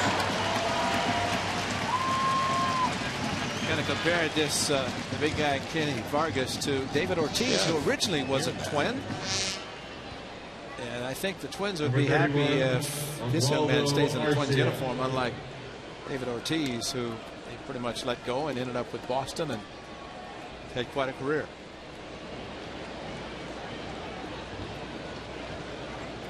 Tough year, though, for the Red Sox after winning it all last year. They lost tonight in St. Louis 5-2. One in for a strike. They traded one of the pitchers to the Cardinals, John Lackey. Lackey gone, Lester gone, Peavy gone. A bunch of young arms back. The Red Sox now 50-64 on the year. You think about how bad they were, the Red Sox in 2012. Unloaded everybody. Came back with 113. They may be thinking about the same thing. Well, if you're in it to win it all, would you take a bad year, then win a World Series, and then another bad year? I would. That's right. I'd take 4 bad years in a row and then a World Series. Well, the Twins did exactly that. 87 and 91. Isn't that what you play for? That's it. Winning it all. Winning it all. Arcia waited on that one and shoots it into center field for a base hit. Yeah, because the Twins, talking to Tom Bernansky, you know, the Twins in 87 won it all. They just got rid of everybody. Slow breaking ball. Arcia, a good job staying on the pitch. That sure Lester wanted it down a little bit more. Left it up. So the Twins under Tom Kelly said, we'll start all over, and came right back in 91. And the Cardinals 87 and Braves in 91. And sometimes, I mean, having good teams is great, but it can be frustrating if you don't win. And you think about the Twins, Ray, in the 2000s, 2002 to 2010, that 9-year period, they went to postseason 6 times, but they could never get anything going in the postseason. One of the points you make about having a successful team becomes very costly too, because at some point you win and you're going to have to pay to keep the players. And there's sometimes why when the team wins and they look at the payroll possibility and they say maybe we should revamp it. The Twins, being in that low market, probably thought that after the 87. They came back very strongly and wanted to get a 91. That was, though, at the Metrodome. They're in the new Target Field, the outdoor open air stadium.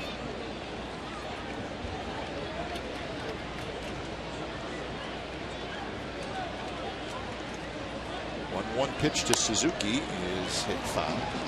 Well, in 2009 and 2010, the Twins were division winners, but since then, 99 losses, 96 losses, 96 losses again, and this year they're 51 and 61. So they probably won't lose 96 again, but they're going to have to fight hard to finish 500. I don't know that that'll happen. One player they have as a local player, paid a lot, Joe Bauer, just trying to rehab down from, you know, his ankle. In the hole, Sogard backhands, flips to second. Nice play by Eric Sogard, and the inning is over. 7th inning stretch from the Coliseum. The A's shutting out the Twins 3-0.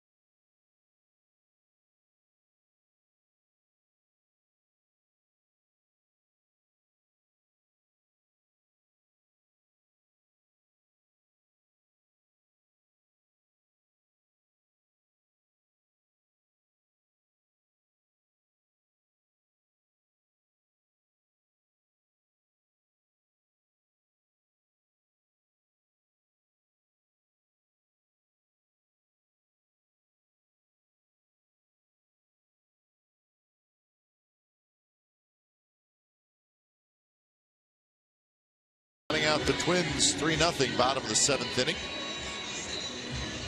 Lester's allowed just 3 hits so far, and he's been in control. Had to work through a jam in the 6th inning, but that's really it. Nice to see a catcher and a pitcher sitting, because Norris caught him on Saturday, Lester, and working with him again tonight, and just still trying to get it figured out as far as what Lester wants to throw, and Norris picking it up very quickly, but they're talking about it, and that's always important. So here's Sogard to lead it off, followed by Crisp and Jaso. Caleb Thielbar got Vogt swinging to end the 6th inning. His bullpen is quiet.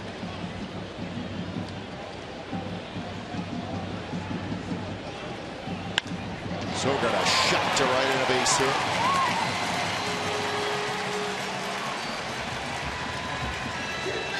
Page, you can look like Coco with your very own Coco Crisp replica jersey, presented by Cache Creek Casino Resort at the 1:05 p.m. Labor Day matinee game against the Seattle Mariners. September the 1st, 15,000 fans will walk away with this authentic green replica A's jersey. For information and tickets, visit athletics.com/tickets today. Player number 4 on a green jersey. Photo day Friday, they'll be in their gold alternate jerseys and their team photo for 2014.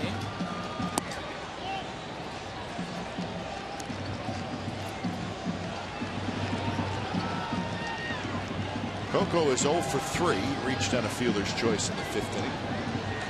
7th inning now in Anaheim. Dodgers 4, Angels nothing.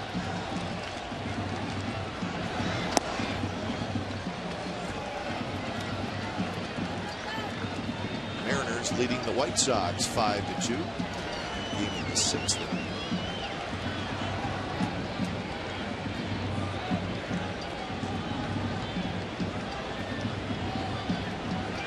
Sogard runs, good jump, throw to second base, not nearly in time, way off route. Sogard read Thielbar and got a terrific jump. Coco Crisp took the pitch, seeing that he had the big jump, and even though it was strike 2, Suzuki had absolutely no chance to throw him out, and Thielbar just, when he looked to the plate, Sogard took off on that first move, slope curve on top of it, no chance for Suzuki to throw off line. But it's all on Sogard going on the first move, and got his dirty uniform dirty again. You know what I like about that, Ray, is Coco took the pitch. Yeah. It was a strike. Yeah. He's behind in the count, but he's saying, hey, I don't mind hitting behind in the count because now I got a chance to not get a run. Exactly. So many hitters don't do that. Yeah, it's an unselfish part of the game. It really is. Yeah. And especially as a right-handed hitter, you can see that he had the jump that he did, and why swing, foul it off, or worse yet, hit a line drive in a double play.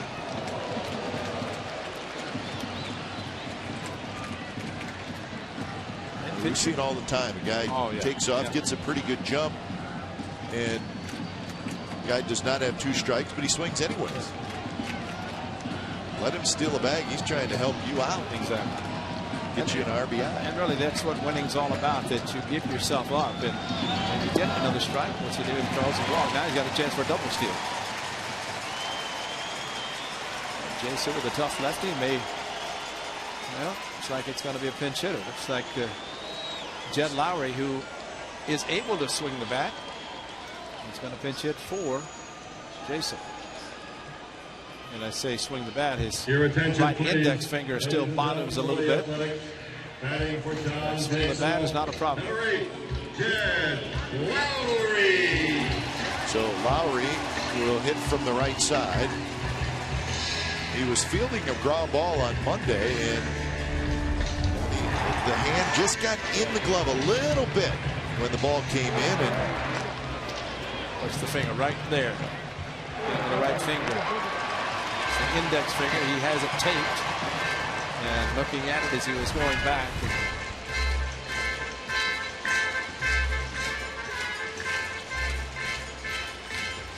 So when it's time for change, think Speedy Oil Change and Tune-Up, your oil change, tune-up, and repair experts.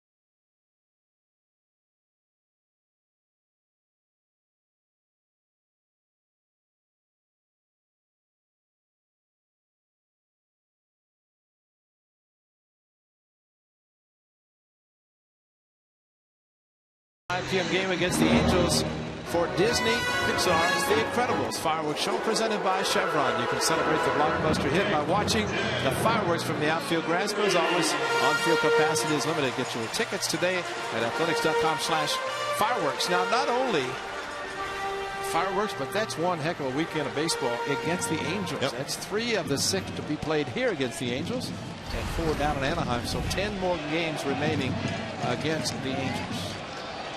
Right-hander Ryan Presley comes in, so Lowry will hit from the left side. Corner infielders in. Lowry swinging away, hits it hard but foul.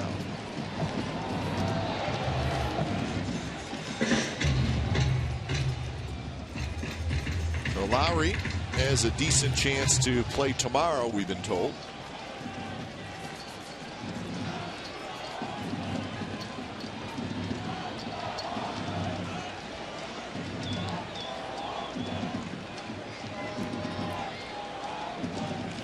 Sogard led off the inning with a base hit, stole second.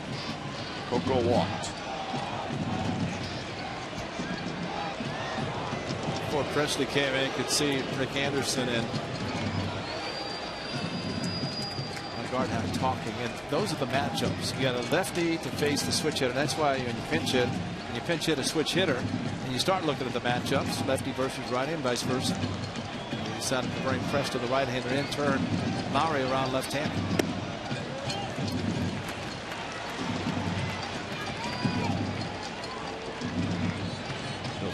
Thielbar ends up going just a third of an inning. That third of an inning was the final out in the 6th.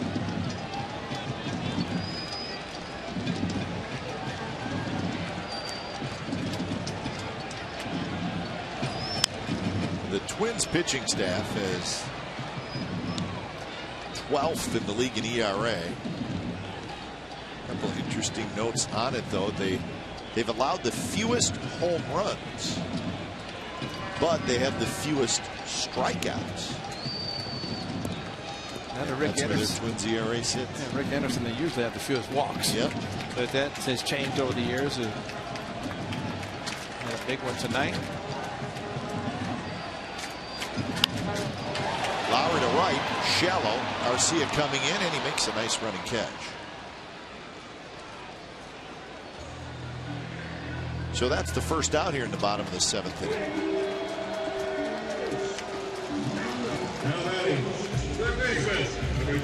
And Donaldson hit.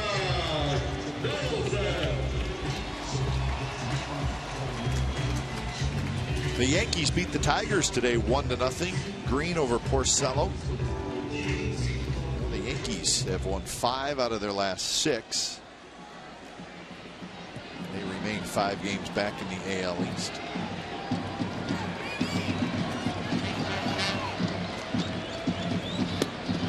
Donaldson takes it inside. Tigers not playing great. Their record since the All-Star break is 9-12. So that's the second bad stretch this year for them. They had that one after the miserable flight from Boston to Cleveland and went on a tailspin.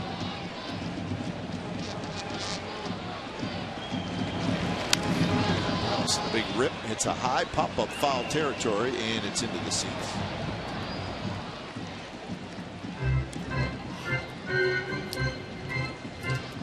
When you think about David Price being added to an already very good pitching staff for the Tigers, and yet their record is what it is. But I think a pretty good chance they're going to make the postseason, and probably it's a division winner in the Central. Well, whatever their record may be, that's a scary unit come postseason. It sure is. I mean, just the fact if they get in the postseason, that's scary. I think there's some teams around baseball saying the same thing about the A's. So the addition of Lester and seeing the way he's pitching. Interesting, the Royals just won, Ray, 6-2 in Arizona. They're only 2.5 games behind the Tigers, the Kansas City Royals. They've won 4 in a row. And we just saw them, obviously, and really the talk was, you know, great pitching. The hitting just has not been there this year, but the pitching's good enough to have them where they're at. They're now 7 games over 500, so the Royals becoming a story. And the A's will see them in Kansas City Monday through Thursday, 4-game series. And remember when the Tigers had that tough stretch previously, it was the Royals that actually took over first place by half game. Then they went the tailspin. Tigers regained it. So maybe that division a little bit more interesting than it seemed. 3-2.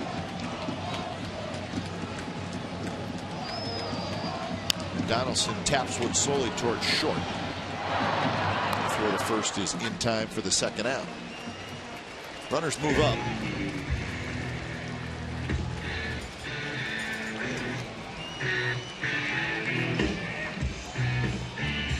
So that'll bring up Moss. The Orioles beat the Blue Jays tonight 2-1. So the Orioles extend their lead in the AL East to 5 games over the Blue Jays. They lead the Blue Jays by 5 and the Yankees by 5. Yeah, they're going to put Moss on here, Kite, but I'm not surprised that slow hit ground ball by Donaldson opened up first base, and with Norris a right hand in the on deck circle. Gardner put up the 4 fingers, but Derek Norris has proven, especially this year, playing more against right-handers than just kind of exclusively against the lefties.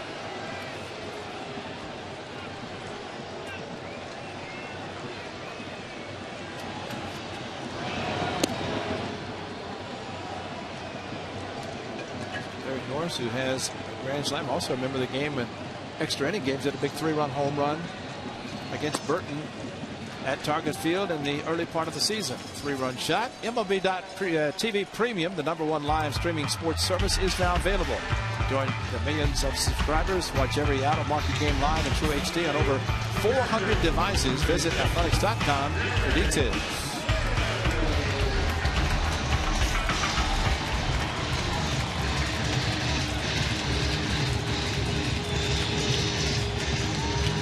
So Norris steps in. He's 1 for 3 with a double.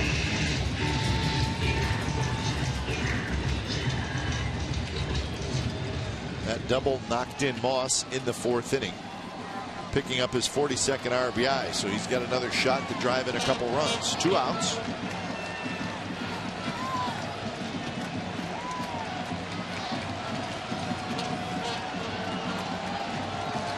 First pitch is a hard slider and a good one. Norris swung over top. Not a bad idea to guess fastball first pitch. Let it go and don't get it. Don't make contact. But take a big swing, which he did.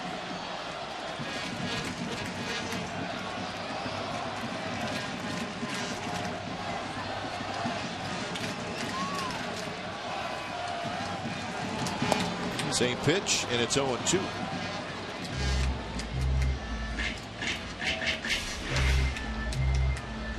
Kurt Suzuki had to figure if you're going to do that in the first pitch, stay with it.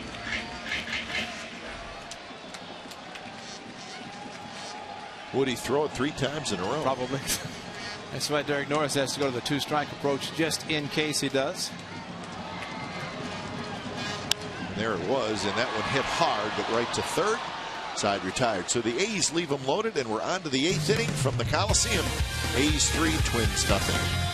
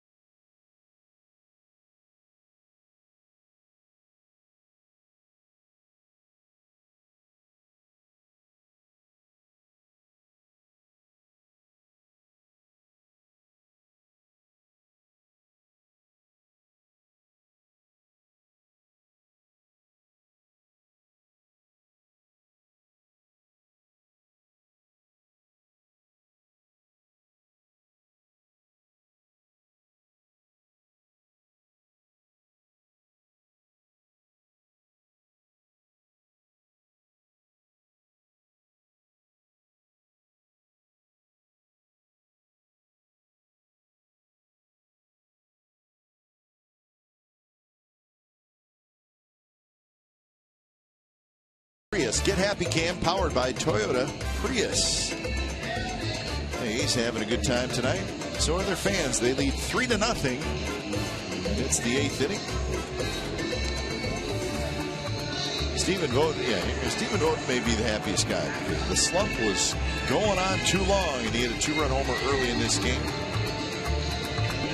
So John Lester back to work. He's been pretty much in command tonight. And I think if you have a bunch of fans saying, I believe in Stephen Vogt, and you come through with a home run, that makes your night. Stephen Vogt did it. And it is over, and give the support to John Lester that so far it's all he's needed. 93 pitches for Lester as he faces Colabello, Escobar, and Santana. First pitch, just a touch high.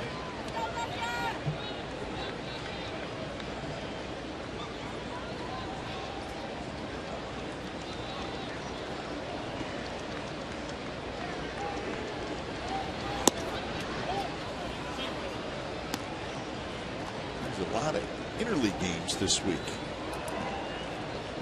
4 on the schedule tonight, I believe. Cincinnati, the Reds beat the Indians 4-0.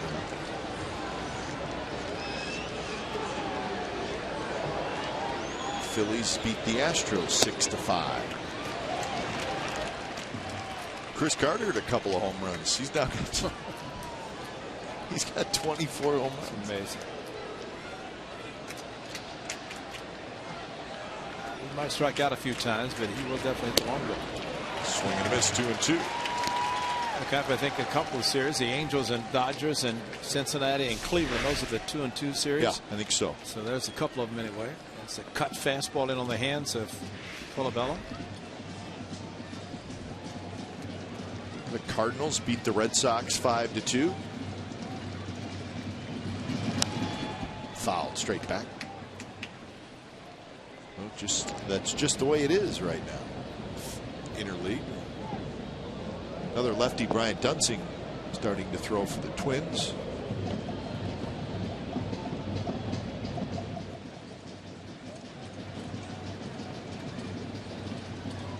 Lester has 1 walk and 7 strikeouts.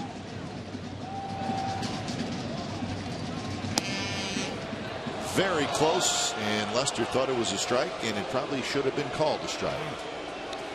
He's been off the plate just a little bit with a lot of the pitches, but not this one. Yeah, I think that's a strike. And Brian Gorman immediately turned his head right, but I think he turned a little bit too quickly and maybe gave up on the break of the pitch. And it's a leadoff walk, and Lester not happy as he snaps the baseball back. Well, make sure you join us tomorrow. The A's will continue this 4-game series against the Minnesota Twins. Scott Kazmir and Kyle Gibson. That is your pitching matchup. Our coverage starts at 6:30 with A's pregame live. The home of A's baseball is Comcast Sportsnet. So join us at 6:30 for the pregame show. Then the ball game at 7:05. Gibson, pretty decent young right-hander for the Twins. The Twins without a couple of their starters. Ricky Nolasco on the disabled list. Humphrey's there also. Humphrey's on the disabled list. So they're going to get Nolasco back. Humphrey will not be back. Gregerson starts to throw. Still only a 3-0 lead for the A's.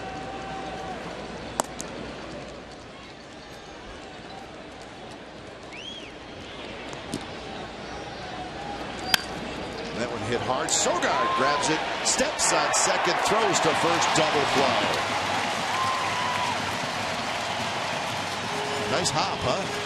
Well, it looked like it hit the mound, came right to him. Looked like it might have a chance to center field, but maybe just another. See if it hits the mound there, and it popped right to Sogard. You talk about it's like Lester making a perfect throw to second, because that ball came right off the edge of the mound and right to Sogard, taking it himself.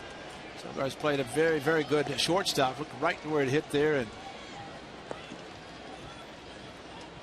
that's the versatility of Eric Sogard, second, short, and doing a good job both positions. So top of the order, Danny Santana takes the first pitch strike.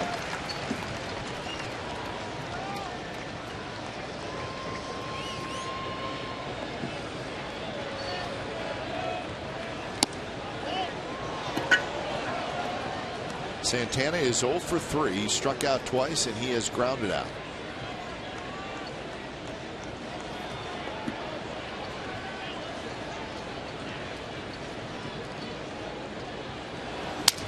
Broken bat. Donaldson charges, scoops on the grass, throws in time, and so the double play comes up huge. Lester cruises through 8. 3-0 Athletics.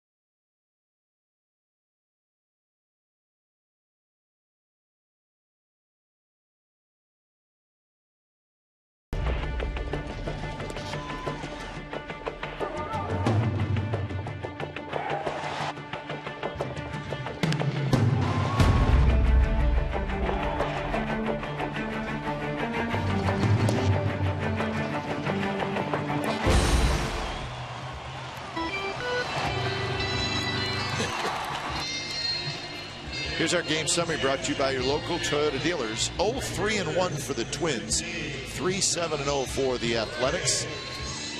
So John Lester, the story, he's had 105 pitches through 8 innings. Nobody's warming up in the bullpen right now. So we'll see if they send him back out there for the attempt for the shutout.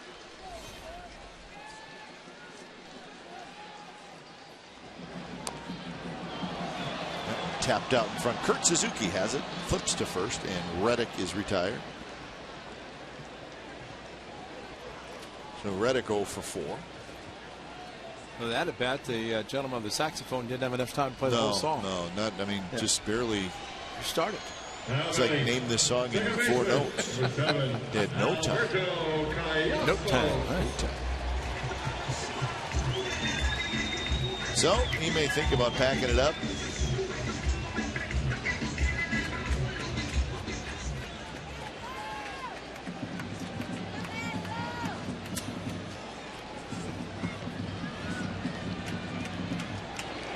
What do you think would happen if we did a game from out there, Ray? Oh, you would be huge. Oh, my goodness. Oh, they would have to have security guards out there for my partner. I just wonder if that gentleman with the saxophone took it on Bart. People saying, what are you doing? Going to the ball game. If you think I'm doing, going to the ball game. Especially if he's playing the tune on Bart.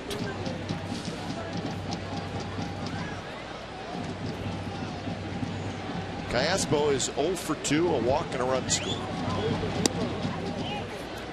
You know, Kite, I think you're correct, because normally with 1 out, if somebody was getting up, coming the game, they would be loosening up right now, and the bullpen is quiet. You know? Gregerson threw a little bit in the 8th inning. If nobody gets up after the Callaspo at bat, then it's a pretty good sign, and we think Lester's probably going to go out there anyway. Well, it was Gregerson who was warming up, and he's the 8th inning pitcher. And if anybody's been warming up, you think it would be Doolittle. He doesn't have his jacket on, which, if not shaking his hand, why not? In his game anyway.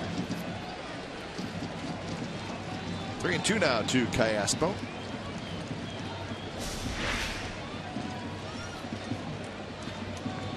I think that's a go get him. Yep. Remember, Melvin didn't want to take him out Saturday. A little bit reluctant to say, what am I doing? But he did take him out, and the A's won the game after, of course, an 8-run fifth. This is a newsflash. Alberto Callaspo's walked twice tonight. That's right. They come in bunches.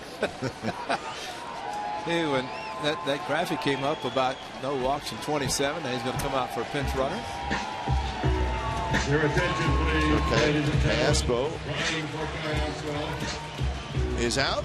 Number 23. And hold on. Bob Melvin's coming out.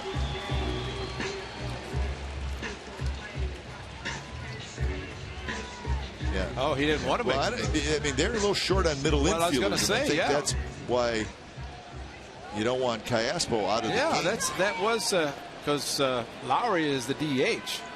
Correction, that's right. Lowry is now in the game as the DH, so Lowry would have to play second, or Lowry would have to come in the game for defense, and you would lose your DH. Now Gardner is going to go out and say, was he announced? And Jose Gardy also knows that the A's are short on relievers or middle infielders.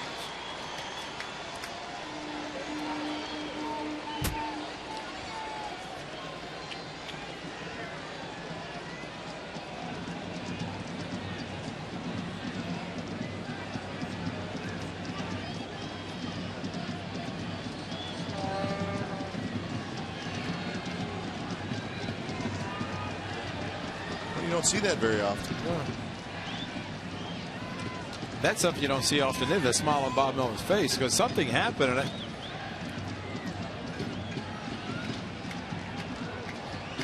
So Sam Fuld saw the field momentarily. But as we said, Lowry is the only extra middle infielder, and he is in the game. Remember, he pinch hit for Jaso.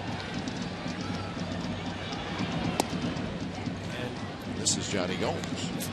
And of course, Lowry going to the DH if necessary. We hope that's not the case. He could always take the DH, lose the DH, and put the position player in. But Lowry would remain as the DH. So rather strange. And Smiles on the bench, so I don't know if Sam Fuld just wanted to show his ex-teammates that he's part of the team and ran out there, because it is unusual. Gomes is hitting for Vogt. And Vogt is the first baseman. Moss could go in there. He's in left field now. So at least keep those guys line up. Hit a mile in the air, foul territory. Suzuki. And Suzuki grabs it. 2 away here in the bottom of the 8th inning. And now Sogard will hit.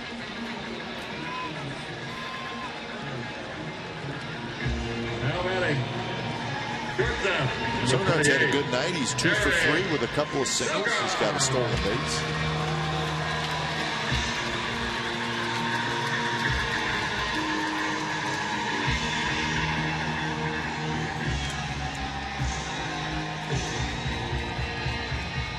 They're in the top of the 8th inning down in Anaheim, with the Dodgers still leading 4-0.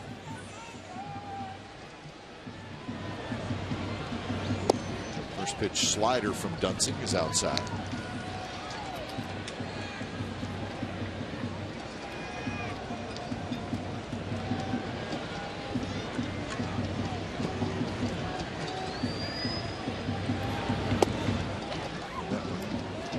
Called the strike. Sogard didn't think so, shook his head a little bit.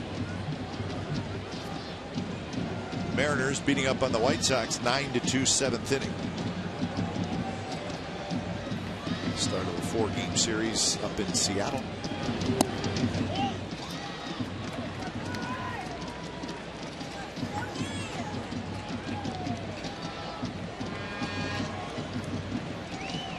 Now, Dunsing is the 4th pitcher of the night for the Twins. Pino, Thielbar, Presley, and now Dunsing. Good swing by Sogard, and it got a piece of Kurt Suzuki.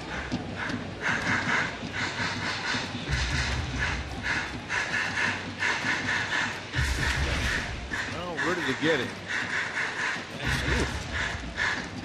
That's the bad part of the hand. Check where he got him in the heel of the glove. And that gets your hand hard. He misses the pocket of the webbing.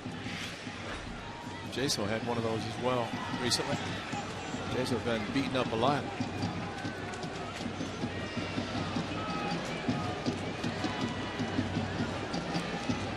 And now you're going to catch another 90 mile an hour. And you hope it's in the pocket.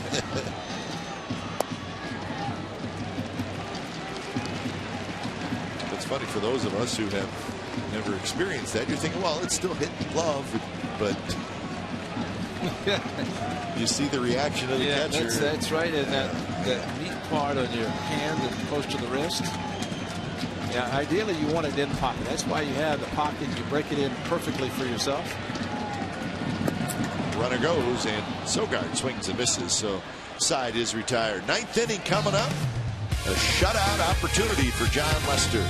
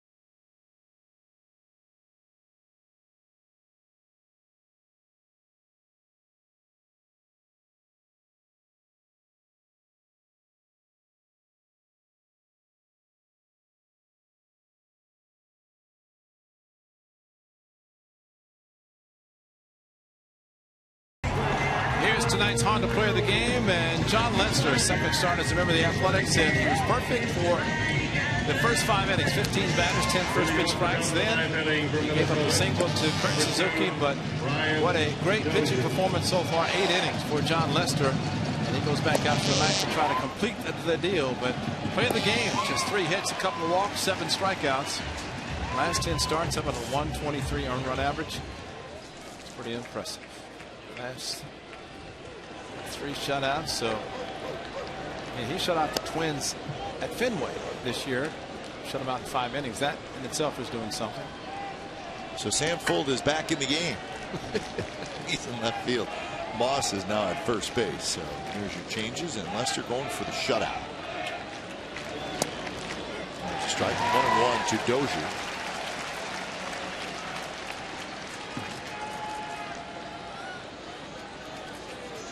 Dozier, Plouffe, Willingham, 2, 3, and 4 for the Twins. This is a pop-up just below us. So the most pitches that Lester has thrown in a game this year is 122, and that was back in April. He's thrown 118 3 times this year. This is number 109. A new chant in right field, chanting Lester.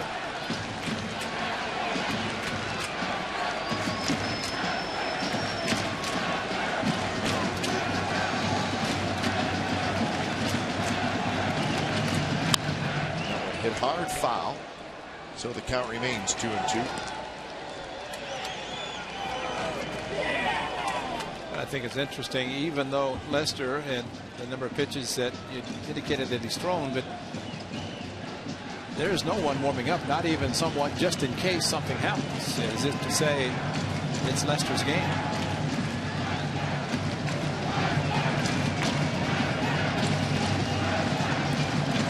Curve hit high in the air to left field, playable for full. 1 out in the ninth.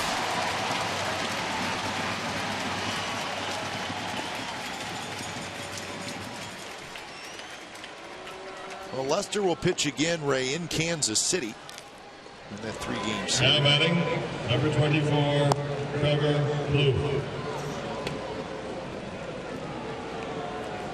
Do not have a day off till they get home from that next road trip, but then they will have a Monday off and a Thursday off in the same week. So 1 away. Doolittle just now starting to throw. First pitch in first strike.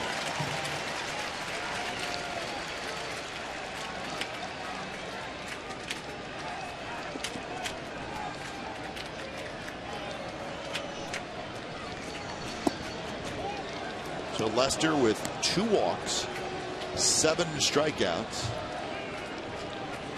He retired the first 15 in the ballgame.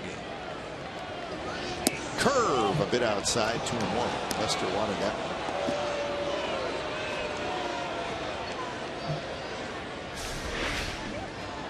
Took a lot off this curveball, broke in sharply, and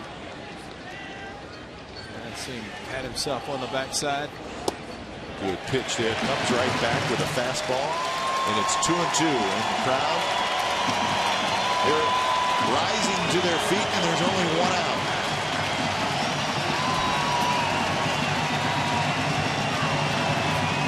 Two pitch. Drive center field. Coke goes over. Coke goes under it. 2 outs.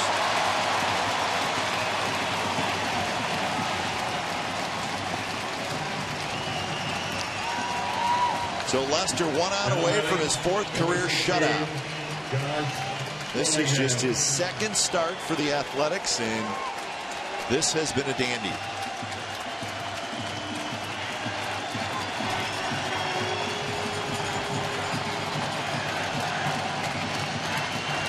Willingham steps in. He's 0 for 3 with a couple of strikeouts.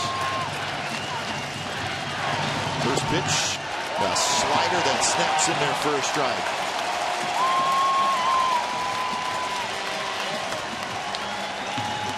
117 pitches for Lester.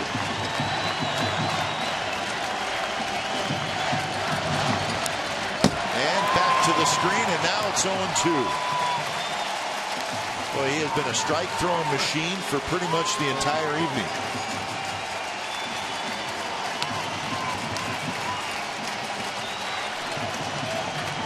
Angels continue to trail down in Anaheim tonight. Could be a good night in the standings for the Athletics. And that one lined into the seats, foul.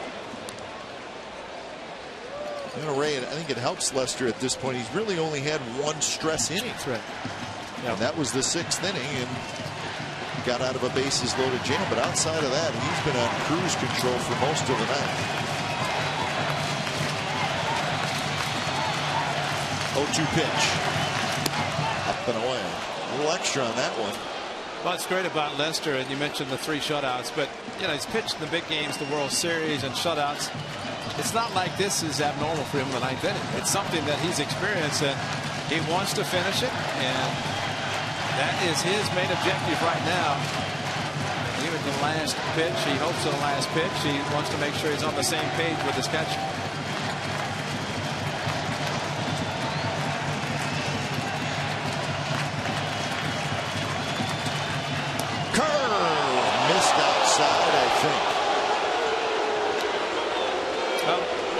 Brian Gorman's been tonight is consistent with the outside pitch, whether it's a cut or the slow curve, and this was, well, which looked like that might have gotten the black, but just maybe around the plate a little bit. Like that one did. Strike 3 called, and that's a shutout for John Lester.